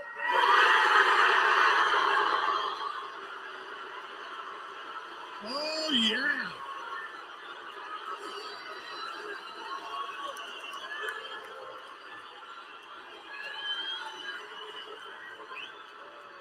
Or is everybody here in San Antonio to see the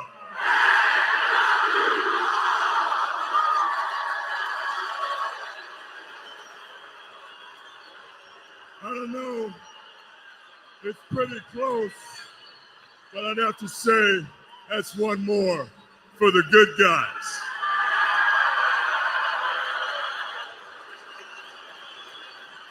Now it's real strange times here in the wrestling world.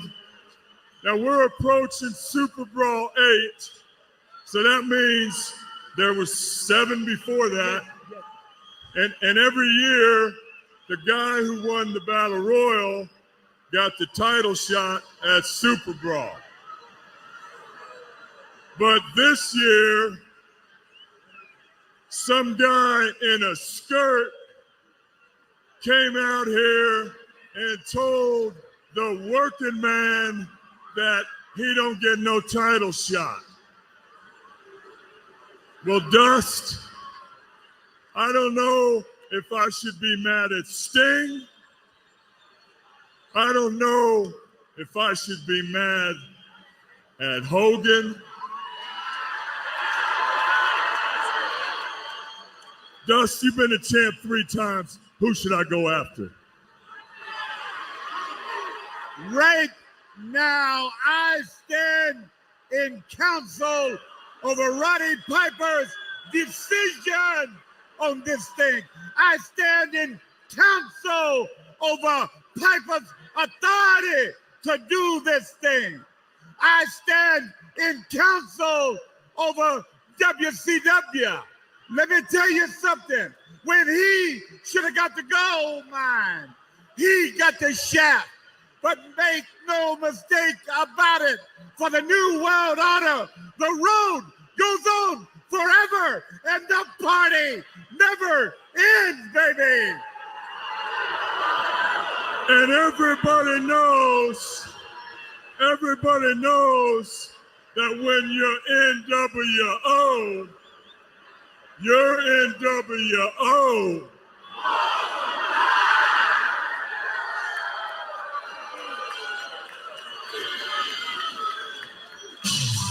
Any more talking here? Dude, that was not a good promo from Dusty. And by the way, it's not because Dusty, what he said was wrong or incorrect or not fun. I just love Dusty as a baby face, and hearing him do a heel promo just, I don't like it. Was the wrong move. I don't like it. Everybody knew it. Yeah. I even think Dusty knew it, but Dusty was too much of a pro to bitch about it. At least maybe with some of his closer friends or something, but not, going around talking about it. But it was the wrong move. Yeah, it was. Dusty belonged with us doing commentary. He was really good. I have no idea why they did that. Any words or talk that you heard of why they turned him, but did he want that? There's no chance he wanted it. Yeah. Yeah, I just don't get it. Meltzer would write, Dusty has been a huge, not just in weight, disappointment on interview since turning heel. Man, Meltzer he was never a Dusty guy, ever. And by the way, I admit, I don't like that promo either. But not because Dusty, I don't think I'm saying that because I don't believe that Dusty could cut a promo. I'm just saying I want Dusty Rhodes to be a babyface. That's how he became the star. Yeah, Ricky Morton as a heel was not fun either. No. I want Ricky Morton and Dusty Rhodes and Sting and Ricky Steamboat to be good guys. Right. And I guess I want Cody to be a good guy. I don't know that I would have always said that, but he seems to be pulling off the good guy stuff pretty well.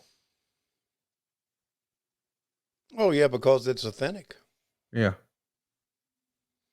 Cody is a very, very nice person. And for him to be a babyface is very, very easy.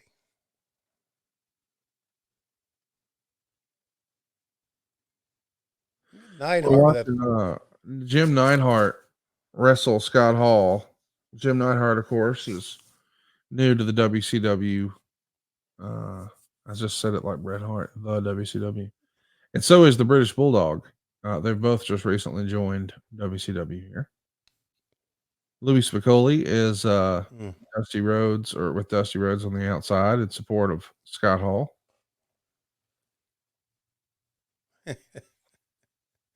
Dusty, now that's funny. Dusty looking for a tag. I can't get rid of it. Come on, get rid of it. Well, you know what Dusty Rhodes has done here. He has successfully broken the hold. And Scott Hall wobbly, but gets up and pounds Neidhart. And Neidhart in the clutches of Hall. Here's the edge. The outside edge. How about that for teamwork? 1, 2, 3. Teamwork. First they have Spicoli interfere, and then Dusty Rhodes. Well, think about it. Spicoli interfered. Dusty Rhodes interfered. So now Spicoli is going to come in and start dropping some elbows on the lifeless body of Jim Neidhart. You know, I just looked it up. 13 days later, Spicoli would be dead. Yeah, man, it's crazy. Yeah. And what's even worse is the only person in the ring alive right now is Charles Robinson. I love Charles Robinson, but Louie's no longer with us. Davey's no longer with us. Neidhart's no longer with us. And unfortunately, on the outside, neither Scott Hall or Dusty. Wow. This entire scene, the only person still with us is Charles Robinson. Holy It's smokes. because he is the Benjamin Button of wrestling. Yeah. But think about that, man. All 5 of the other guys gone. They're going to take a break. We will too here, Tony. I'm going to hit it at 17, 1:15, 17, and we'll hit a timeout right now to brag about our friends at jimmysfamousseafood.com. My goodness. Sounds like since a couple of my friends recently got married, I got to get them a gift. Sure do. Get them a little box of seafood. Maybe I'm going to get my friends some crabs. Hope they didn't have them already. Jimmy'sFamousSeafood.com, shipping food nationwide. You get a free 2-day nationwide shipping opportunity on orders over $125 when you use our promo code, folks. WHW. Think about that now. You've heard us brag about Jimmy's for a long, long time. And you're probably thinking to yourself, I bet it's expensive. It's not. I have to admit, that shipping can be pretty damn expensive. You might even spend as much or more on the shipping as you would the food. Not with our help. Use that promo code WHW and you'll get free shipping on the best crab cakes you ever had. The best soups and chowders and oysters. They've even got great signature steaks here, plus desserts, even gluten-free items. Something for everybody. I joked about sending this as a wedding present, but literally it is the ultimate gift. If you're not sure what to give somebody, a business gift, a corporate gift, something you know they're going to use, something they're going to enjoy. It's the famous gift box. You get 4 of the best crab cakes you ever had, 2 different crab soups, crab dip, seafood seasoning, their signature base-off, and of course you could also check out the tailgate bundle. There's 2 pounds of wings, a full rack of ribs, a pint of crab dip, some crab cake mix. Even design your own gift box. These guys are the real deal, man. Been around more than 40 years, been all over your TV, hanging out with Guy Fieri and Bobby Flay and everywhere in between. It's Jimmy'sFamousSeafood.com. Can't say enough nice things about them, can we, T? It's the best. On Friday night, we got a couple out of the freezer. I've talked about them many times. The seafood, or the crab pretzel, which is a pretzel stuffed with crab and topped with cheese, and then the crab egg roll. Had them on Friday night. So good. Check it out. Try it for yourself. Jimmy'sFamousSeafood.com. Use our promo code WHW. Tony, let's get back to it. I'm at 1:15:17. Mean Gene's in the middle of the ring. All right. We're here in San Antonio at the Alamo Dome. It's the sign era. We're fixed to get an in-ring promo here. In 3, 2, 1, play. Tough time. That's a pretty good run for me. Ladies and gentlemen, we had a great Nitro party last week in Chattanooga. More news about that coming up. Right now, I want to introduce to this great crowd here in San Antone, and for folks all around the world, one of the greats in WCW today. Please join me as I welcome the Total Package, Lex Luger. Look at this crowd. You know, we've been talking so much tonight, and rightfully so, about Sting's bout with the Macho Man Randy Savage, which will be live here tonight. But let us not forget that when Super Brawl makes its way into your homes in a mere 20 days, Luger and Savage will collide in a no disqualification match.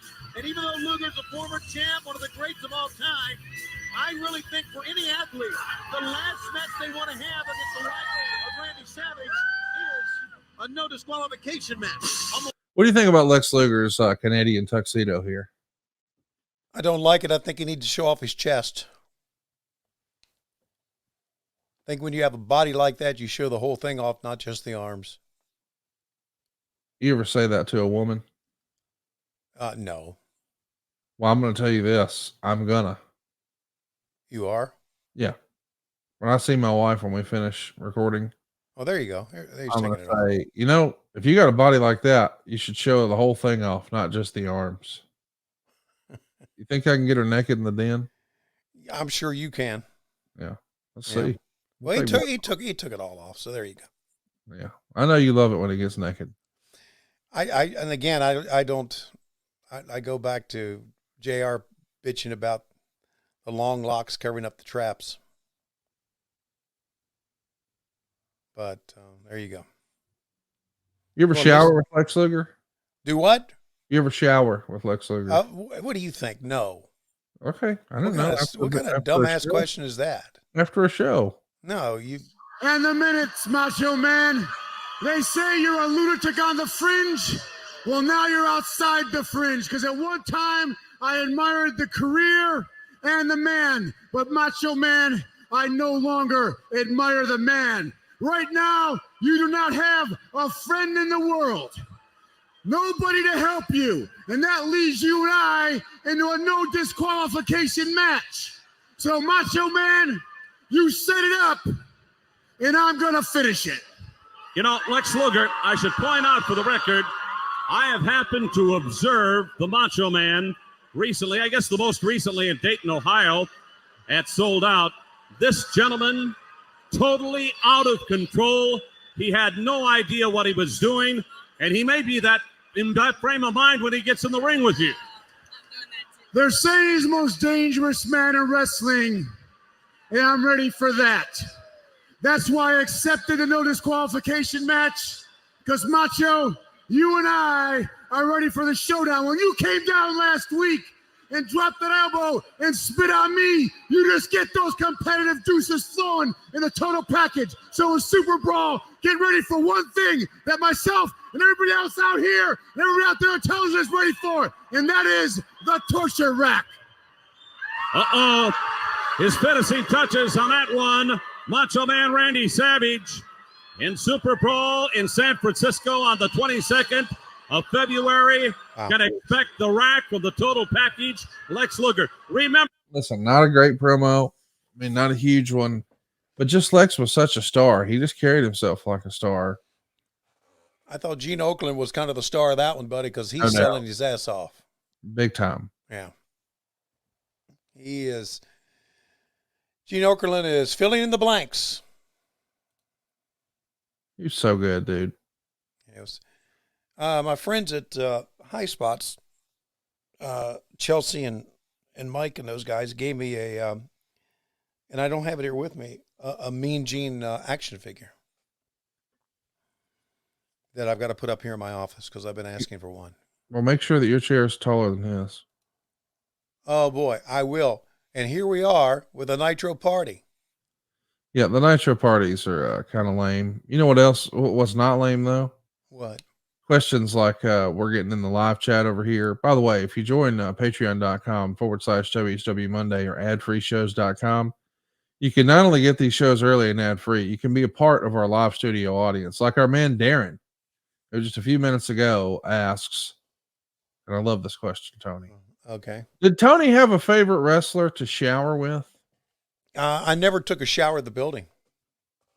Well, once you got back to the hotel, did you and Gorilla Monsoon soap up together, or No. something just you and Tanae did mostly? No, I never soaped up with anybody. Hypothetically. Okay, let me ask you this question. Yeah. you ever taken a shower with your wife? Yes. Okay. I never have. What? Why not? Oh, that's right. You don't shower. I mean, I know that you're King Smegma. No.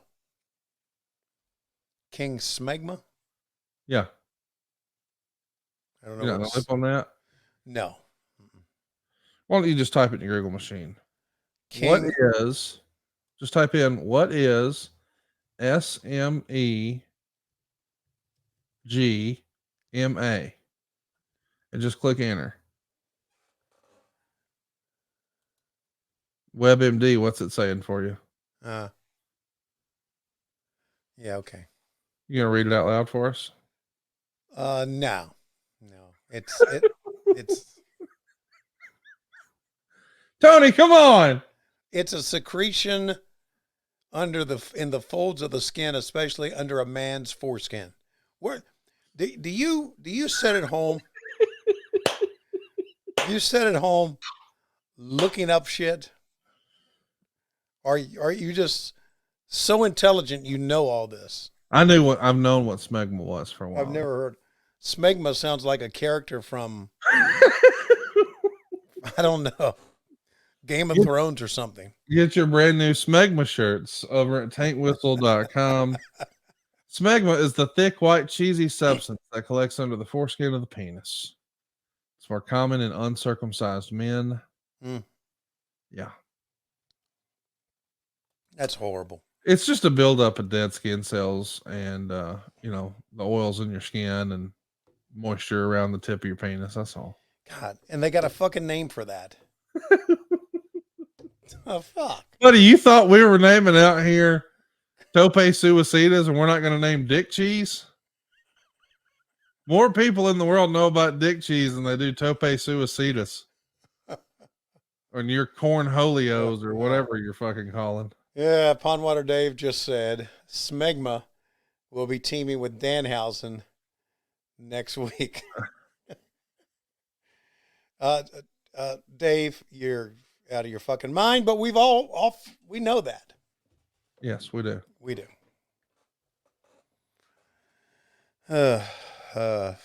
Nate Poole over riding along shotgun with us as we see Goldberg injure a pretty talented performer here. Writes, Tony, Yep. Backstreet Boys or NSYNC? I like nothing that has Justin Timberlake in it. Oh, that's right. Yeah. Now, I can say this, that when we did Ready to Rumble, and we had the world premiere of Ready to Rumble at Man's Chinese Theater. Yes. And Lois and I went to a party afterwards, that Lance Bass was there. We got to meet him. He was a very nice young man.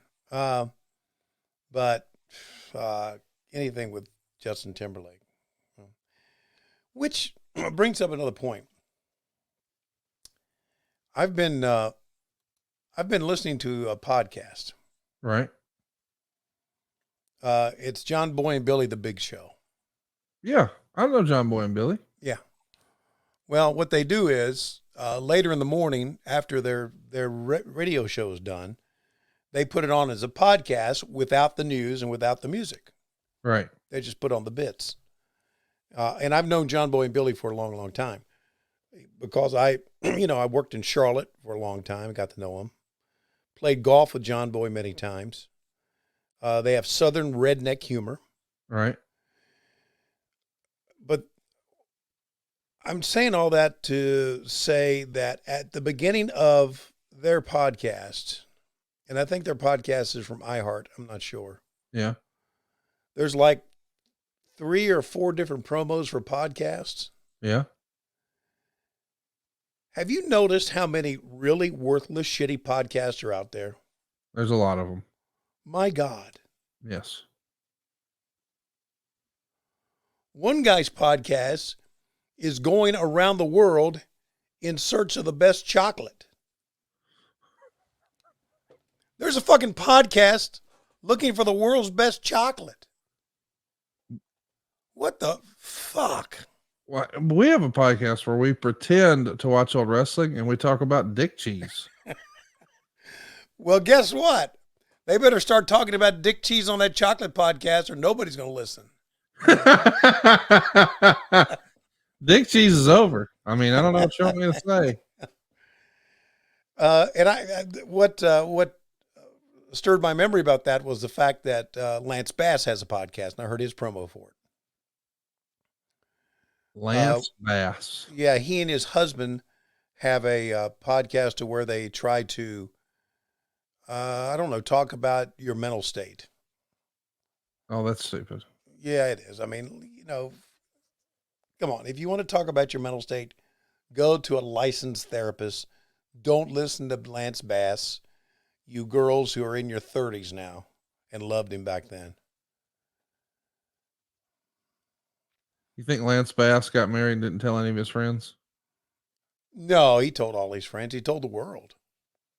I just think that's bullshit that you got friends get. I mean, I understand, like, if you got a friend like you that you'll invite them to the wedding and they won't come. I get that. Right. But the idea that, I mean, I'd get married and not even fucking tell you. Yeah. What? You got married? Yeah.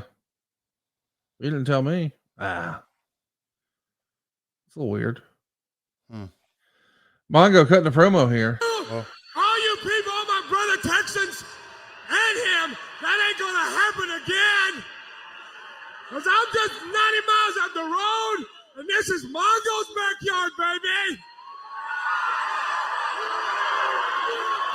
This ain't some frozen little outpost up in Indiana. This is San Antonio, by God, Texas. The native of Austin, Texas. So, Bulldog, get your keister down here. Mongo's ready to go. A whooping and a stomping. Calls out the British Bulldog, Davey Boy Smith, and here we How about that, man? Mongo doing a fiery little promo. By the way, had a chance to see Mongo as we're talking 10 days ago, or 8 days ago. Ric Flair went to visit him, and we did a little FaceTime. And man, you want to talk about a guy worth pulling for? Mongo McMichael, such a good dude, such high spirits. It's just it was awesome to see him. It's if you knew Mongo like I did, it's really a even if you didn't know Mongo like I did, it's just a heartbreaking story of what he's had to go through health-wise. When you take a look at him right now, what he could do, and listen, he wasn't. A lot of people out there shit on him for his pro wrestling career. I get that. He wasn't the best, but he was legitimately a badass. Yeah. I mean, I think I may be wrong, but I think in a real fight with he and the British Bulldog, I think Mongo would have held his fucking own. Oh, no doubt. Yeah. And he was one of the, I mean, listen, the 85 Bears may go down as the greatest team of all time. Well, and he I'm was not saying all that. okay. I said may. Yeah. Well, they're not. I'm sure the 72 Dolphins would have something to say about that, but anyway, he was a great pro football player, and he played at the University of Texas. He was a Longhorn, so that's why he was fired up. That's why he got the microphone. Let's talk a little bit about some news and notes this week. Okay. So I don't know if you saw, but they've started to announce they're going to be closing some rides down in Orlando.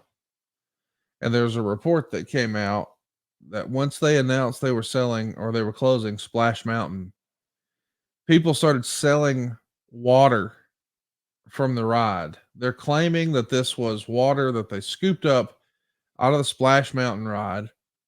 And you can buy this bottle of water for $1,000.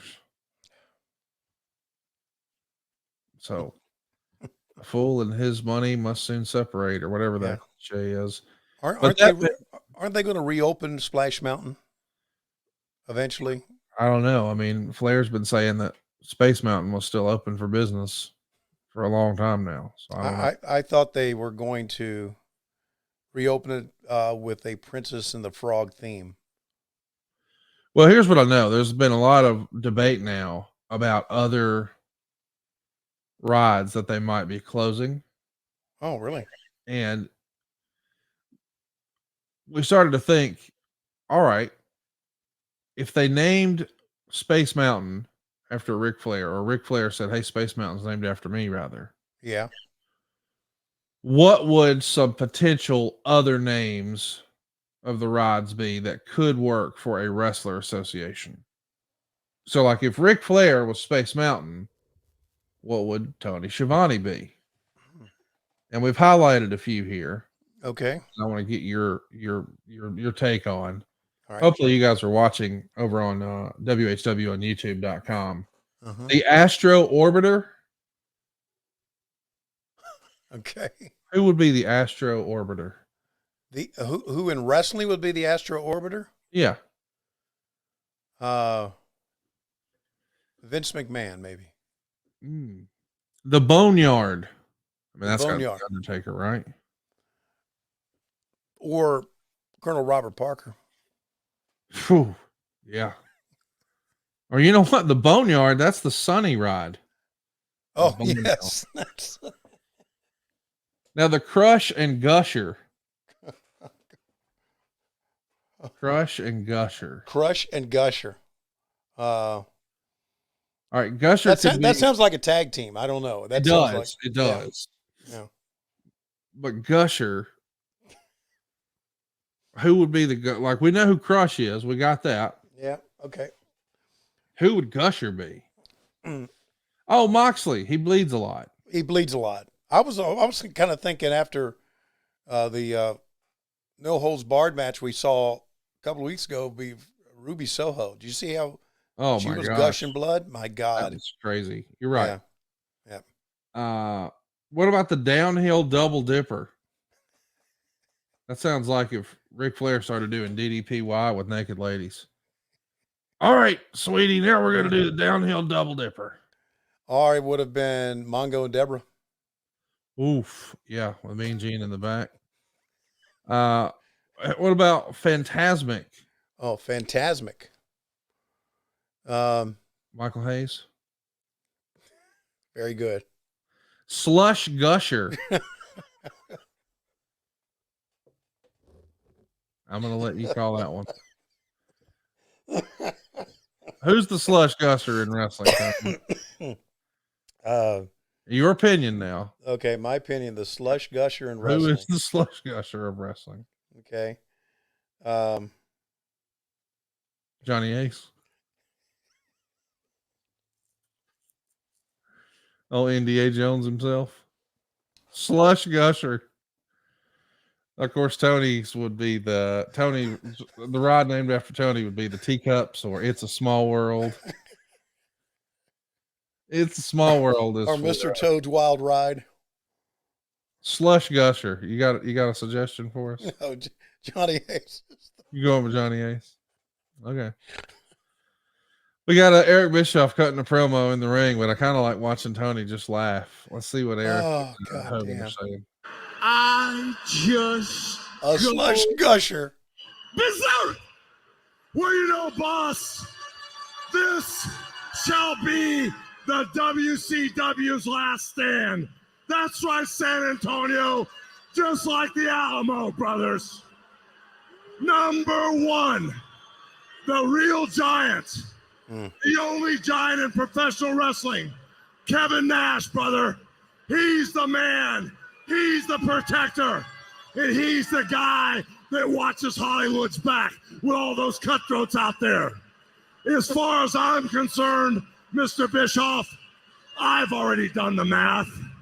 Money's not a problem.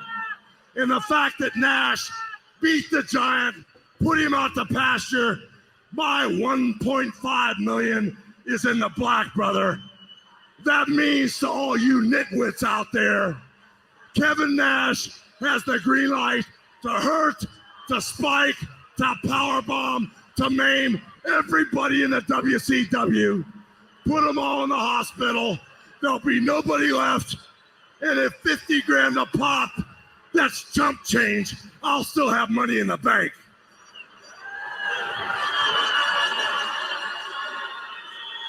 But let's talk about the real injustice, the referee situation for your match, which, by the way, shouldn't even have to take place. We agree with that. Well, as far as I'm concerned, I really don't need a referee.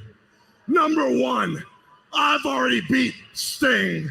Sting has been stung not once, that's right, all you NWOites, all my disciples. Not only once have I beat him, but 2 times the whole world watched a real slow 1, 2, 3. So there's no problem with that. And I don't have a problem with a rematch either, because once again, I'll take the little stinger out in the middle of the ring, and after all his war paint washes off, I'll beat him one more time for all my worshipers, all my disciples. 1, 2, 3. But you know, Mr. Bischoff, the thing that really bothers me is this referee situation. The fact that Nick Patrick has proved himself time and time again. Yes, Mr. Nick Patrick, you call him right down the middle like you see him. And yes, Mr. Nick Patrick, you should be the referee for the Sting Hogan rematch. And in the words of J.J. Dillon, brother, you're the only man qualified for the job. So myself, Mr. Bischoff, the whole NWO excluding Macho Man right now, we vote for Nick Patrick. No doubt about it. Nick Patrick was never proven guilty. He's an innocent man. And like Bill Clinton, it's time to move on and let Nick Patrick get back to work. But you brought up the Macho Man. Well, you know, boss, now that I happen to mention the Macho Man, now that that 4-letter slang term came off my lips, Macho Man, you want to be on your own, brother? Well, you're going to be on your own. And tonight, you want a piece of Sting? Well, normally, I'd give you a lot of guidance. I'd tell you his weak points, and I'd make it real easy to lead the lamb to slaughter. But tonight, my friend, you're on your own. And you're going to understand why Hollywood is the man. You're going to understand why all these disciples out here, all these NWOites worship the ground I walk on. Because tonight, you're going to realize what I meant by the pecking order. Sting is going to eat you alive, Macho. And after you get eaten alive by Sting, I, Hollywood Hogan, will eat the Stinger alive. It has been said, it will be written in history, and come pay-per-view time, it will be done. Because just like the brothers out here, Nash and Hall said, when you're with the NWO, brother, you're with Hollywood and the NWO for life. Give it up for the real heavyweight champion. I know there's a lot of people who are critical of Hulk Hogan in this era. But man, he got the job done. He was a great heel. I think we've established that on this podcast, but I thought that interview just kept going on and on a little bit long, don't you? Yeah, it was a little long, but he still hit all the points. Of course he did. Yeah. Old school guys knew how to do that. Yeah. And still do. Here at the Alamo Dome, the home of the San Antonio Spurs, is where David Robinson and Tim Duncan rule the court. And tonight, as it happens every Monday night, WCW rules wrestling. Disco Inferno, your favorite part of every Nitro. Yeah. Let's do some questions here. Ted, the Hillbilly Heel, says, Tony, how important was it to use cruiserweights at the beginning to get these crowds going? Oh, it was ultimately important. I mean, that's why we did it. I mean, if you watch now the TV shows that we do now, we always put something hot on the beginning because you got to get the crowd going. And that's why the cruiserweights were on, because we knew they had the best action. and you got to get people involved in the show. Like, man, that was a great match. Let's see what else is on next. Drew Landry says, when did Goldberg get the reputation of being stiff? Oh, God, I think that it was back in his days at the power plant when he first started. But I also think, and I may be wrong about this, maybe you can chime in on this, Conrad. I'm not blaming anyone for making Goldberg stiff, but I think they saw in him at the power plant how good he looked and how great his moves were visually. And they told him, just be stiff. Go in there and really beat people up. I'm not blaming Sergeant Buddy Lee or Jody or Paul Orndorff or any of the guys who ran the power plant, but I have a feeling that they encouraged him to be stiff. Maybe wrong, but I just a feeling that I have. It's like, man, kid, that looks good. So keep doing what you're doing. Right. Drew Baldwin wants to know, Tony, do you have any good Randy Savage stories from your interactions with him? The only one I think I've told this story before was we had a meeting at the CNN Center, and Hogan was in there, and the Macho Man was in there, and I was there, and I think maybe Sullivan was there, a couple others, and they really had a question with Eric Bischoff. Had a question to ask Eric, and Eric was in his office. It wasn't too far down the hall. And they were like, well, he's on the phone. He's been on the phone. He's got the door shut. And I said, well, guys, we need to know right now. Fuck that shit. And I went boom, boom, boom, pound on his door. I said, Eric, the guys have a question for you. Eric got up, walked in the room. They talked. He walked out. The Macho Man says, I like the way you operate. Yeah. To me. It's a story that I've told Jay Lethal many times. And Jay Lethal, in his Macho Man voice, will go, or his Black Machismo voice will come up and say, I like the way you operate. So that's fine. Yeah. So that's really my only Macho Man Randy Savage story, aside from the fact, and I brought this up many times to some of the young talent, and I've said this many times, and it's worth repeating every freaking time. And that is when we got to the building in the WWE in 1989, that one run that I had there, he was the first man in the building. He got ready and his gimmick, and he sat there and waited to do interviews or whatever needed to be done. He was always ready. And I say that with emphatically because it's very difficult sometimes to get people ready to do their shit. You didn't ever have to tell, hey, get ready to go and do a promo, and they say, okay, give me 20 minutes. You never had to say that with him. You just said, hey, get ready to do a promo, and he was there because he was always ready. So I appreciated his professionalism, which was unlike anyone I've ever worked with in business before. Well said, Tony. You're giving us some good stuff today. Another question here. Where do you rank Booker T amongst the best TV title champions? Oh, well, he's top 3, I guess. Arn Anderson, maybe top 5. Arn Anderson, Tully Blanchard. Of course, I'm just coming from my perspective. I remember the TV champions more in the Jim Crockett era than I do the WCW era. And I don't know who else was TV champ. Arn, Tully, I know Dusty was. Bobby Eaton, Steve Austin. Bobby Eaton, Steve Austin. There you go. Scott Steiner, Ricky Steamboat. Yeah. Okay, well, let's say Arn, Tully, Ricky Steamboat, Steve Austin, Booker T. Top 5. Here's one from 2 Count Kyle. Tony, do you think Disco Inferno should be studied by everyone on Dark and Elevation for how to get over? No, he should be studied about how to shut the fuck up. Brad Stanton wants to know, did Disco Inferno pull off the best gimmick next to The Undertaker? Who could pull off the Disco Inferno gimmick today? Well, to be honest with you, Disco Inferno could pull off me. You want Disco to pull you off? Yeah. Y'all gonna get married and not tell anybody? Oh God. So seriously, you want Disco Inferno to jack your dick off for you? No, that was a. No, I mean I can I make know. some No, calls. I'm not serious.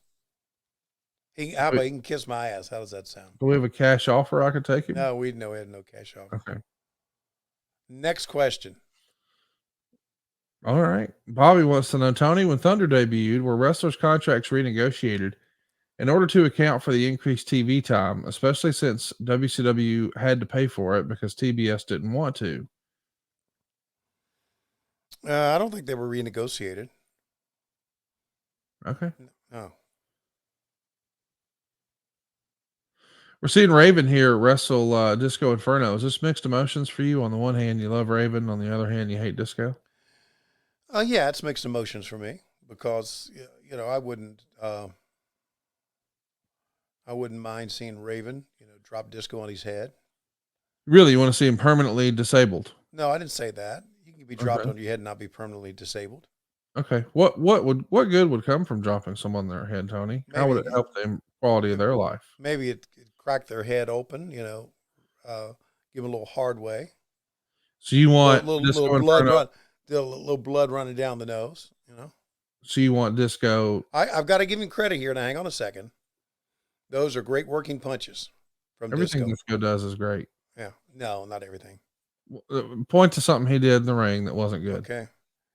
Tell me about something you remember he did real well. Look at that. Those are great working punches. I got to give Dude, he's phenomenal. He's so good. Oh, Jesus Christ, Conrad. He's the Kenny Omega of his time. All right, maybe not. Hey, well, did you see what Jake the Snake Roberts said recently? No. He said that he thought Ric Flair and Shawn Michaels were okay, but neither one of them were as good as Kenny Omega. Wow. Yeah, that's what I said too. Well, you know what? Everybody has their own opinion. Yeah. I mean, if you really like Kenny Omega, I do. I would have loved to have seen Kenny Omega and Shawn Michaels in his prime against each Oh other. God, sign me up all day. I'm in. Someone asked me one time when we were at a Comic-Con doing a panel, what was one dream match you would love to have seen? And I said Kenny Omega, Ricky Steamboat. Yeah. That would have been great. I mean, I can tell you this, and I've told Kenny this too. I said, brother, you are a guy that never disappoints. If there's a big match and you are a part of it, you're going to give us everything, and he does. Yes, he does. Yeah. So he never disappoints. So there you go. Oh, on the chair. Oh yeah, baby. And that's why you now run a shoe show.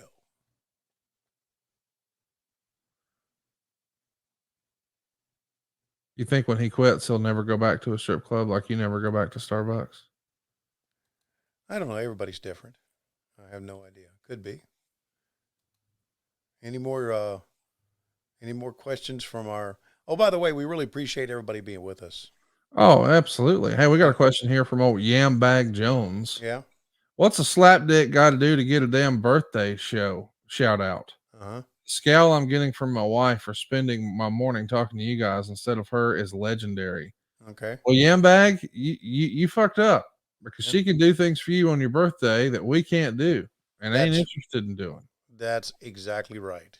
And if your wife is like Lois, it probably only happens on your birthday or Jesus's birthday.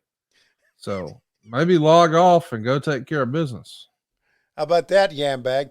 And happy birthday, you fucking slap dick. Yes. Here's another one. We got this one from Domino Chris. Uh-huh. Hashtag Ask Tony, what is your go-to Waffle House order? Okay. It's 2 eggs over well, grits, and toast, and a side of bacon. There you go. Put anything on that toast? Just butter, or it comes with. Don't they ladle some of that flavor fry on it or something? I don't know, bud. I don't eat toast from there. Okay. Yeah, that's it. I really like eggs over hard or over well. I did too. I didn't know that we ate it the same way. Yeah, I that's don't like slimy eggs. yeah, me neither. I mean, I can eat them, but I'd rather have them cooked flat and well. Yeah, Cooked flat and well, he flat says. and well. Speaking of flat and well, Mm-hmm. here comes Buff Bagwell, who we recently had on 83 Weeks last week. We got to catch up with the real life Marcus Bagwell. Dude, it was awesome to talk to him. I'm pulling for him. He's going to be wrestling's next great success story, I think. Yeah, that's good. I like hearing that. And the reason I like hearing that, and we've talked about Louis Spicoli and how, 13 days removed from this show, he had passed away, and Louis had problems. He had problems with anxiety, depression, and his mother was sick, and that's obviously not an excuse, but people handle things a different way. He had his problems. We know Scott Hall had problems. There's a lot of guys back in this era, and even before then, who had alcohol, drug, some problems. It's good to see guys with great stories be able to kick out, because in reality, this is going very deep, but in reality, the guys you see wrestle for a very short period of time. That is a short time in their life. It's an important time in their life, but it's an important time. And what happens after they retire until their death is very important, that they have a good quality of life. And it's good to see good stories of guys who are kicking out, maybe having a good quality of life. And I always like to see that. I concern, but this has nothing to do with Buff, but I concern myself with guys who do all these crazy maneuvers and things and the bumps they take about what type of life they're going to have after wrestling. I mean, we know that we've talked about the story of Hulk Hogan, how he can barely get around now. Mick Foley's the same way. Dutch Mantel's the same way. Guys who took a lot of bumps in their career and can barely get around. It's always good to see good stories about these people who have put a lot of time in wrestling and who we cheered or booed and was a part of our childhood. It's good to see that they are moving forward. And again, a little big pat on the back to Diamond Dallas Page for being instrumental in a lot of these. Jake the Snake, Buff Bagwell, before he passed away, Scott Hall. Well said. Great guys. And of course, we're fixing to have quite a little confrontation here. We got Buff Bagwell and Kevin Nash, and now here are the Steiners. This is a lot of star power here. It really is. And you're right. Ted DiBiase looked out of place there, didn't he? A little bit. Yeah. A little bit. I want to remind everybody at this point, Rey Mysterio Jr. had just had reconstructive surgery on his knee in Atlanta. So he's out and going to be out for a bit. Yeah. Ron Reese is in the Observer. They're saying he's going to be joining Raven's Nest. He's a legit 7'2", and the company didn't want to have him around because they all thought he's actually taller than the Giant, so that might hurt the Giant's gimmick. So allegedly, Ron's just getting paid to sit at home, which is pretty cool. Wow. Jose Lothario, who was once a really big part of the Shawn Michaels presentation on the other channel, actually shows up here at Nitro in San Antonio, trying to see if you guys would consider him to be on the Spanish language broadcasting team. And his son, Pete Lothario, actually got a tryout on a dark match. Huh. Do you remember meeting Jose here? I may have, but probably because I didn't watch WWE or WWF, I didn't realize who he was. Yeah. You couldn't be bothered to meet less wrestling legends. No, I couldn't. I was busy prepping for the show. Yeah, chatting up all the bitches in the makeup chair and whatnot. Yeah, and whatnot. You know what I'm going to do? After we're finished here, I think I'm going to go watch some of the Royal Rumble, see Cody win. Dude, it was fantastic. And I want to see that angle you're talking about. Oh, so good. Coach Rosie wants to know, Do you think you'll win commentator of the year in 2023? No. Yeah, we knew the answer to that one. Yeah. Denovius says, my gamers club is doing an esports competition at my high school. Any suggestion on how to beat these kids at Smash Brothers? I haven't played Smash Brothers. My only thing to you would be to cheat, Denovius.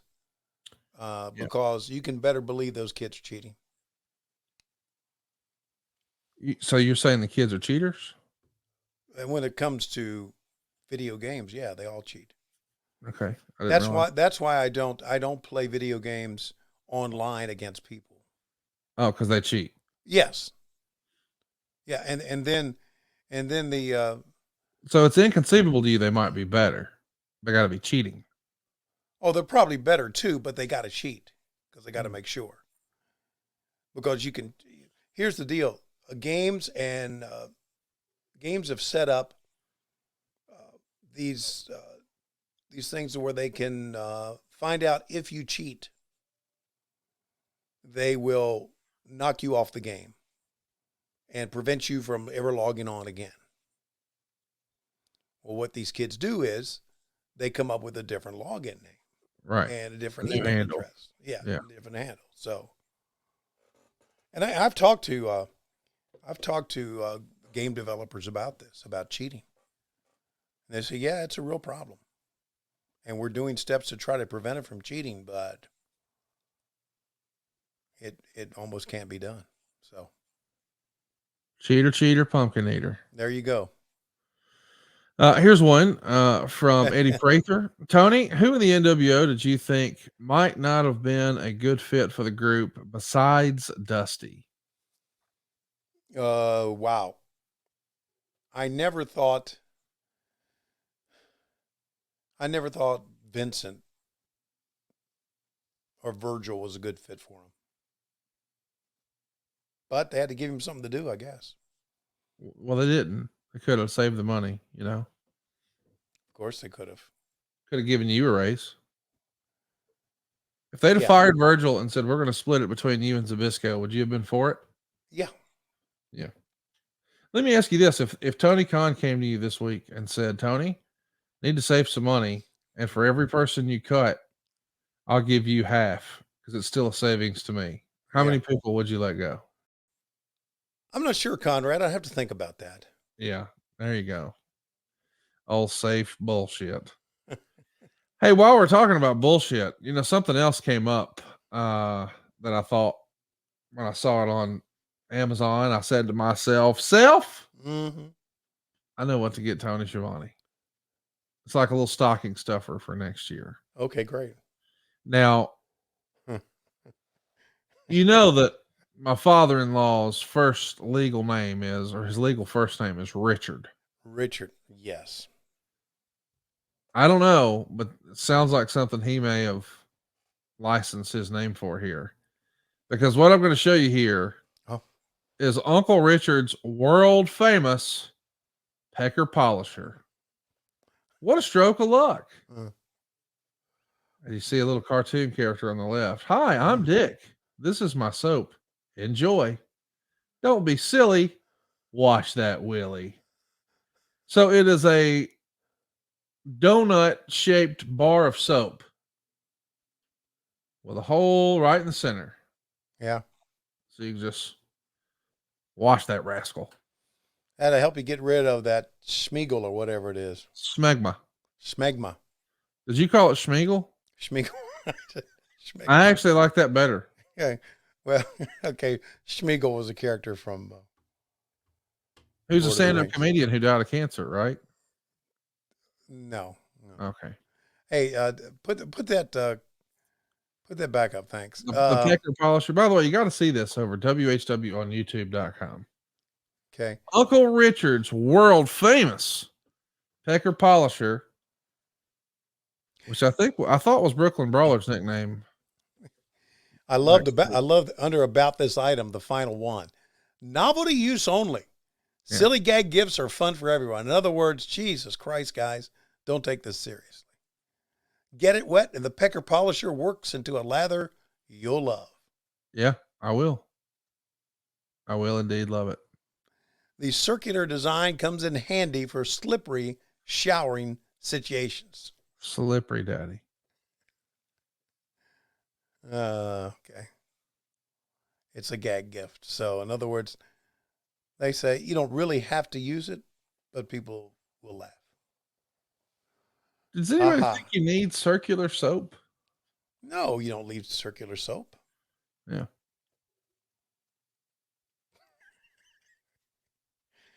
Does Dave Silva and you just spend time going through looking for silly shit?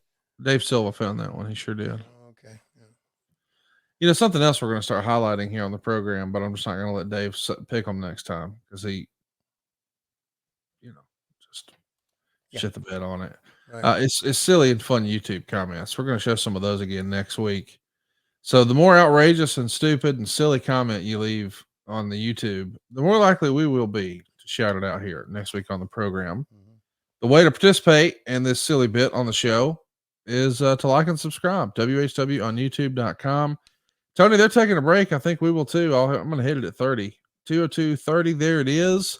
We're going to take a timeout right now to tell you how to save some money. You know what to do. Go to savewithconrad.com. If you haven't already, what are you waiting for? We can get you a lower monthly payment. We can pay off your debt faster. We can also get you a greater tax deduction. And how about this for starters? Let's you skip your next 2 house payments. I know what day it is, but if you haven't already made February's house payment, I'm going to tell you I can help you skip February and March's house payment. You're done until April 1st. Come April 1st, won't be an April Fool's joke. You're going to have a cheaper monthly payment. You can say $500, $600, $700, even $800 a month. It's not uncommon for us to help families save more than $1,000 a month. It's remarkable. And by the way, you don't have to take our word for it. Go read our reviews at conradreviews.com. Here's our most recent one. Our man Tyrus in Michigan left us a 5-star review, and he said, "This is my second time using First Family, and it was a breeze. My realtor was hesitant to work with an out-of-state lender. I'm in Michigan. But I assured him Jimmy and the team are great to work with. You guys made him a believer, and I'll be back. Bell to bell, top shelf service." Another 5-star review here. This is from Mike. And Mike had this to say. "Hello, I contacted via social media for information. Quickly, I received a response on how to go about my inquiry. After, I received a phone call from a representative. I promptly, within an hour, got a phone call from Steven. Steven was extremely polite as we conversed about my particular situation. He took time to explain to me my credit situation in detail, what was needed to raise it, and other matters. I guess one would call it some counseling advice. What Steven said was exceptional and accurate pertaining to my credit situation. I will use what information Steven presented me to help own my own home within the next 2 years if possible. Tremendous help, Steven was." See, here's the deal, guys. We want to help you realize your dream of home ownership, and we want to help you get out of debt faster with cheaper monthly payments. We want to be your mortgage advisor for life. So we don't say no. We say not yet, but here's how. What are you waiting for? Go right now to savewithconrad.com or give us a call toll free 888-425-0105. Or send me an email directly, conrad@savewithconrad.com, and find out how much money you can save for free. NMLS number 65084, equal housing lender. Oh yeah, I want to mention we got an A+ with the BBB. You're going to save some cash and get great service at savewithconrad.com. Tony, I'm at 202-30 and 3, 2, 1, play. Must be main event time. Okay, fans, let's go to Michael Buffer for our main event matchup on Nitro. So it's Sting versus Macho Man here. This is a big deal, man. I mean, Sting's not wrestling a lot on regular run-of-the-mill Nitros. So anytime you get him, it's a big deal. And this comes on the heels of Sting putting the Scorpion Death lock on the Macho Man, and Hogan and everybody laughing at the Macho Man. So I guess we're looking at the turn for the Macho Man leaving the NWO. Or maybe it's a roundabout way to get Sting. Meltzer would say that this was a pretty lackluster event, Mm-hmm. but it drew a record 4.93 rating and Wow. a 7.51 share. Wow. This is the second highest in the history of Nitro, trailing only the 4.97, which happened back in August, which, by the way, is when Raw was preempted for tennis. So Raw is not preempted here. Mm-hmm. This is the all-time record at this point. WCW is just on a tear. Meltzer's writing about it in the Observer, showing that they've had a 59.1% increase in attendance over the last year, and they had a 56% increase from the year before. You guys have also greatly increased your ticket prices. It's just remarkable to think on these years back to back like this, up, every year. Yeah. And even the Nitro rating has increased 15.6%. Overall, though, ratings are down just a little bit. Shows like Pro and Main Event, that's kind of hurt the overall WCW rating. But Nitro, growing. I guess with Nitro, you do sort of cannibalize the smaller shows, no? Wow. I guess we do. Yeah. And also, this was, I think Nitro was the show. Maybe I'm wrong here, but Nitro was the show that began the live era of TV wrestling. Yeah, I mean, every week, yes. I would agree. Right. Because obviously before that, it was WCW Saturday Night, which was taped. Yes. And World Championship Wrestling, which was taped in the studio before that. So once Nitro got live was the way to go, and it still is today. It's the forerunner of Raw and SmackDown and Dynamite. Live wrestling. By the way, we'd be remiss if we didn't shout out and acknowledge what an incredible show you guys had last week. Of course, there's another great show coming up tonight. But last week, we saw the debut of Mark Briscoe on AEW in a really special tribute match with him and Jay Lethal. It did a record rating, but that isn't even what's most impressive. What's most impressive is after all the rumor and innuendo, we saw Briscoe on TV on his brother's birthday. It was special, man. Yeah. Mark's a special guy. And I say that because it took a lot of, I don't know if courage is the right word, to get out there and wrestle. Yeah. Carrying both belts. Wrestling Jay Lethal, who's been such a close friend of theirs. It was a special moment. It really was. And I got to talk to Mark briefly because he came in Tony's office. We were all there, and I asked him how he's doing now. He said, "Just hanging in there, brother." And good stuff. I sure wish the world would have gotten to see them together. Yes. On Nitro. Dynamite. Yeah. You know what you mean. What's going on here? Boy, it's a long Sting, baby. Some fans find him high up above the ring in this massive structure that is the Alamo Dome. This thing's got to be 40 stories high. There he is. Ho-ho! Listen to the roar of the crowd. No man in sports makes an entrance like this man. And the entrance gets more impressive each and every week. Tony, can you even imagine how dangerous this is? We got to ask Sting about this. I was thinking the exact same thing. It's a little bit different doing the Alamo Dome. A little. Dude, this is unbelievable. Yeah. Wow. You know, I don't know what you thought, but I was watching a couple of those wide shots. Yeah. I'm not so sure we lit this thing well enough. No, you didn't. It's Yeah. too dark. You can't see how big the crowd is. That's right. Now, here's the thing. It's less than half full. So, But still, you can yeah, I agree. You could have lit it a lot better. Right. WWE last night, just to show you how wrestling's growing.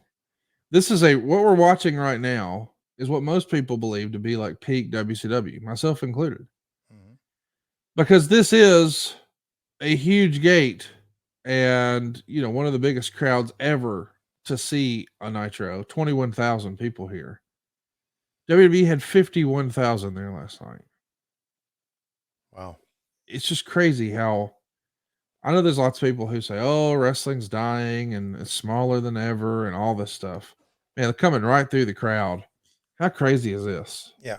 First of all, wrestling is not dying. No. There is just more to do now than there's ever been at home. There's more competition than there's ever been. What do you like to do at home? I watch, I play my video games. Without other people because they cheat. Right. Good. Very good. Good.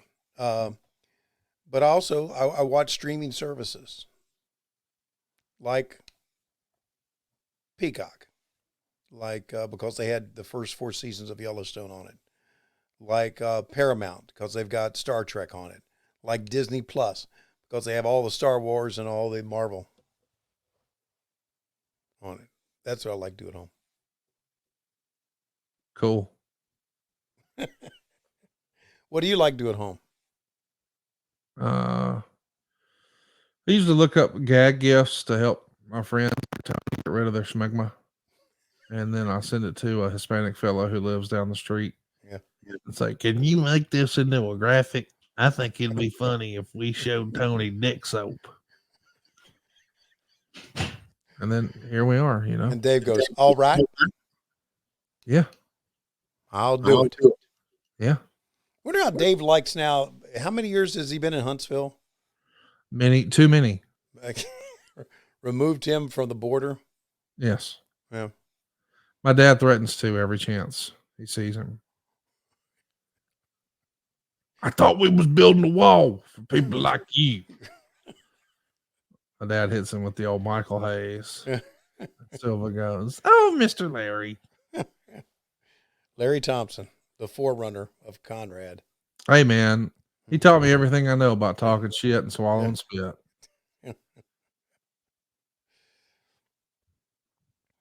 Well, let's see how the crowd reacting to all this. Yeah. Dude, they're into it. I mean, this has a big fight feel. Yeah. It's interesting. Sting has no gloves on, no wrist tape on, just a plain black adult onesie, no big scorpion imprint. Yeah. It's a lot different.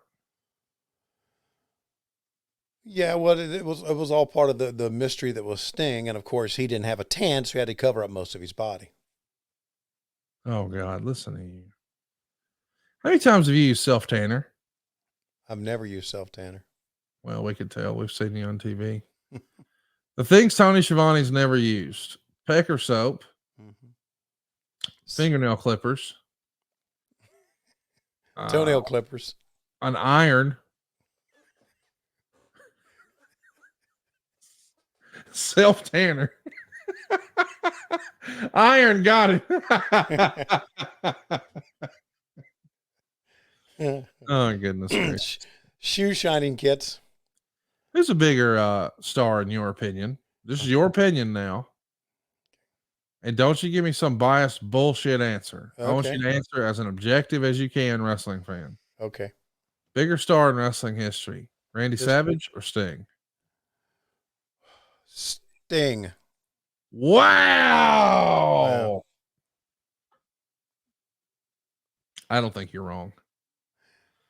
I think, in my lifetime, Sting was, Macho Man seems like a bigger star because of how hot and how big wrestling was in the 80s. Right. But when you think about the idea that Sting was a big star in the late 80s, all through the 90s, in the early 90s, but then here when it got really hot, him headlining against Hogan is the biggest pay-per-view in WCW history. Yeah. Then he did all that TNA stuff, all the AEW stuff. Longevity, I don't think it's close. It's Sting. Right. Longevity is what I was thinking of too. Yeah. But as a kid, man, it feels like that 1988, 1989, that era was so big in my mind anyway. Yeah. That's actually a good question. I mean, it really is. Let's ask the guys in the chat. Who do y'all think was a bigger star? Sting or Randy Savage? As we see it's breaking down here. Hulk Hogan's doing the big run in. Let's track a little bit. Pulled Savage off. He's telling Savage, hey, I'm the one that's going to beat him, not you. And he slaps him. Hogan's jealous of Savage. And Luger walked up behind Savage, and Hogan didn't even tell him about it. He's letting it happen. Hollywood Hogan jealous of Savage. He's not lifting a finger to help Savage. Scott. Let me just say Lex Luger should never try to kick anybody. Nor even hit. He had a terrible working punch. So now Sting has eliminated all the fringe members of the NWO doing the chest beating. It's down to just him and Hogan. Hogan powders and barely escapes into the welcoming arms of Kevin Nash. By the way, as we ask the group chat here, who was a bigger star, Randy Savage or Sting? Josh Fields says Randy Savage. Zoe Lopez says Sting. Bobby says Sting. Eddie says Savage. We're tied up. James Luck says Savage. Nate Poole says Savage. Savage is 2 ahead, man. Oh, Zoe Lopez, Sting. Yambag Jones, Sting. It's tied. Elkin, Sting. Sting's ahead. Eddie Prather says Sting was more over for the kids. Macho Man was more over for the grown-ups. Domino Chris says Sting, and it's not close. Daryl Clark says Sting. Adam O'Neill says Savage. Sam says Sting. Hey, it was pretty debated, but I think you're right. I think the fans agree.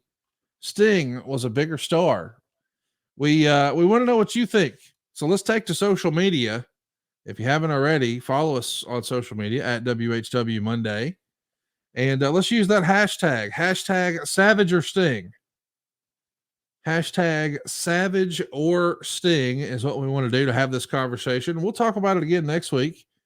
And we might even throw a poll up. As a matter of fact, we will. Go vote in our poll. Let's see what everybody at large thinks. We're going to pin it to the top of at WHW Monday on Twitter. Who did you think was a bigger star, Savage or Sting? Hey, this was fun, man. We're going to get in our Wayback Machine next week, and we're going to go back 10 years to 1988. Watch a little bit of what's left of Jim Crockett Promotions. We got Ole Anderson cutting a promo on Lex Luger. Wow. We got Dick Murdoch in action. We got Arn and Tully wrestling. We got Flair and Sting squaring off, plus the Road Warriors and the Powers of Pain. They're going to do a little bench press challenge. Going to be a lot of fun. And Tony, want to give a quick shout out to David Crockett. He's hooking up with me every couple of weeks as we revisit something we're calling the book. And we've started with January of 1985. In February, we'll be releasing February of 1985, going through the mind of Dusty Rhodes, day by day, show by show, gate by gate, angle by angle, match by match, from the handwriting of J.J. Dillon, from the personal collection of Jim Crockett Jr., and we go through it page by page with his brother David over at adfreeshows.com.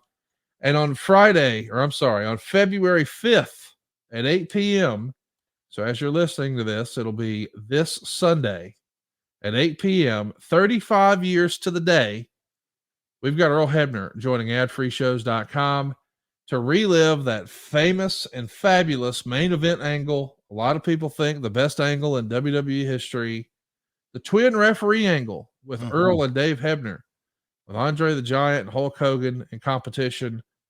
Earl is going to jump on and do a watch along with us.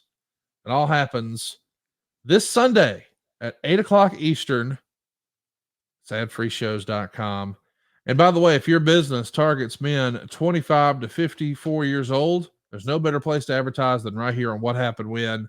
You've heard us do ads for some of the same companies week in, week out for years. Why? Because it works. With our super targeted audience, there's very little waste. Go to advertisewithwhw.com now and find out more about advertising with What Happened When. That's advertisewithwhw.com. Hey, Tony, right now it looks like we're running out of time, but I want to get one last little cheap plug in there. All right. All the brand new merch we've got over at lowestrules.com. We've talked a little bit about some of these silly ideas. How about you in an old school rap album cover? Do you like lights? Do you like food? The Bug temporary tattoo, you simple bitch, big motherfucker shirts. You a lie. I said to myself, self, he got that dog in him. Check it all out at lowestrules.com, or who could forget taintwhistle.com. But Tony, right now, it looks like it's about that time. Ladies and gentlemen, it is about that time. It is time for our one-on-one smegma match between Dave Silva and Shuli. And they both are going to take out their peckers. And yes, oh my gosh, Dave Silva has an uncircumcised turkey gobbler. I don't know if that's going to work on him, but we know Shuli is the biggest dickhead in all of entertainment. We're desperately out of time. See you next week on What Happened When. We come to you Mondays on, let me do it again. We come to you Wednesdays on Cumulus, but on Mondays, we're early and ad-free on patreon.com/WHW Monday. And of course, adfreeshows.com. On hood. We'll be back next week with a show sponsored by Prevagen, just for Tony. Hey guys, Double J, Jeff Jarrett. Need to call a timeout real quick here. I wanted to tell your listeners what I've been telling my world listeners for a while now. It's about all the incredible things happening over on adfreeshows.com. Looking for classic Royal Rumble content? Ad Free Shows has you covered. First up, honorary DX member Kurt Angle watches back his favorite match of all time against Chris Benoit at Royal Rumble 2003. It wasn't real smooth. This was a choppy match. It was like we were working for moves. We were working for holds. It wasn't like it was really a clean match, but that's what made it so good. It was ugly and it was choppy and you know, it wasn't like a smooth move that you do all, you know, nice and clean all the way through, or a smooth spot. This match was like gritty, and that's what I loved most about it. It was more of a fight than it was a wrestling match. For the first time ever, JR watches back the final WWF pay-per-view before he joined the company, the 1993 Royal Rumble, which featured many Hall of Famers and, well, Virgil. All right, next up, we got the man, the myth, the legend, JR. One and only Virgil. There he comes.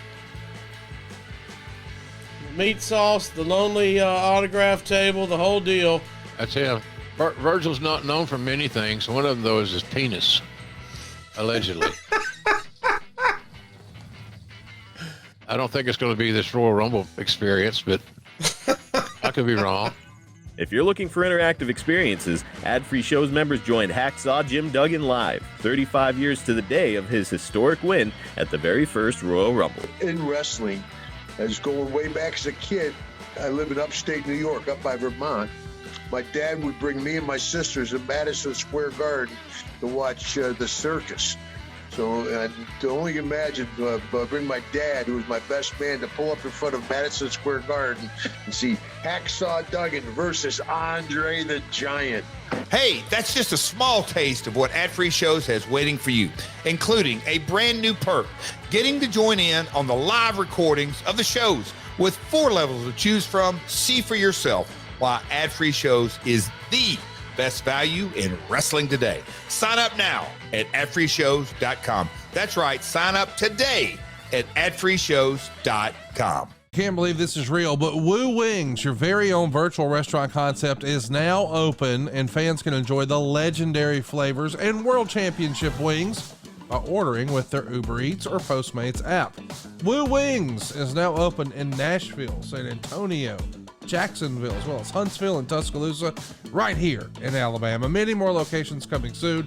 As a virtual restaurant, Wooo Wings is looking to partner with existing restaurants in major metro areas. Tell your favorite sports bar or local restaurant you want Wooo Wings in your town, and to visit RicFlairWings.com for more information on how to become a partner. But if you're in Nashville, San Antonio, Jacksonville, Huntsville, or Tuscaloosa, hop on your Uber Eats or Postmates app and look for Wooo Wings and try the only chicken wings worthy of carrying the name of the 16-time World Heavyweight Champion, Wooo Wings. Be sure to check out RicFlairWings.com to become a partner.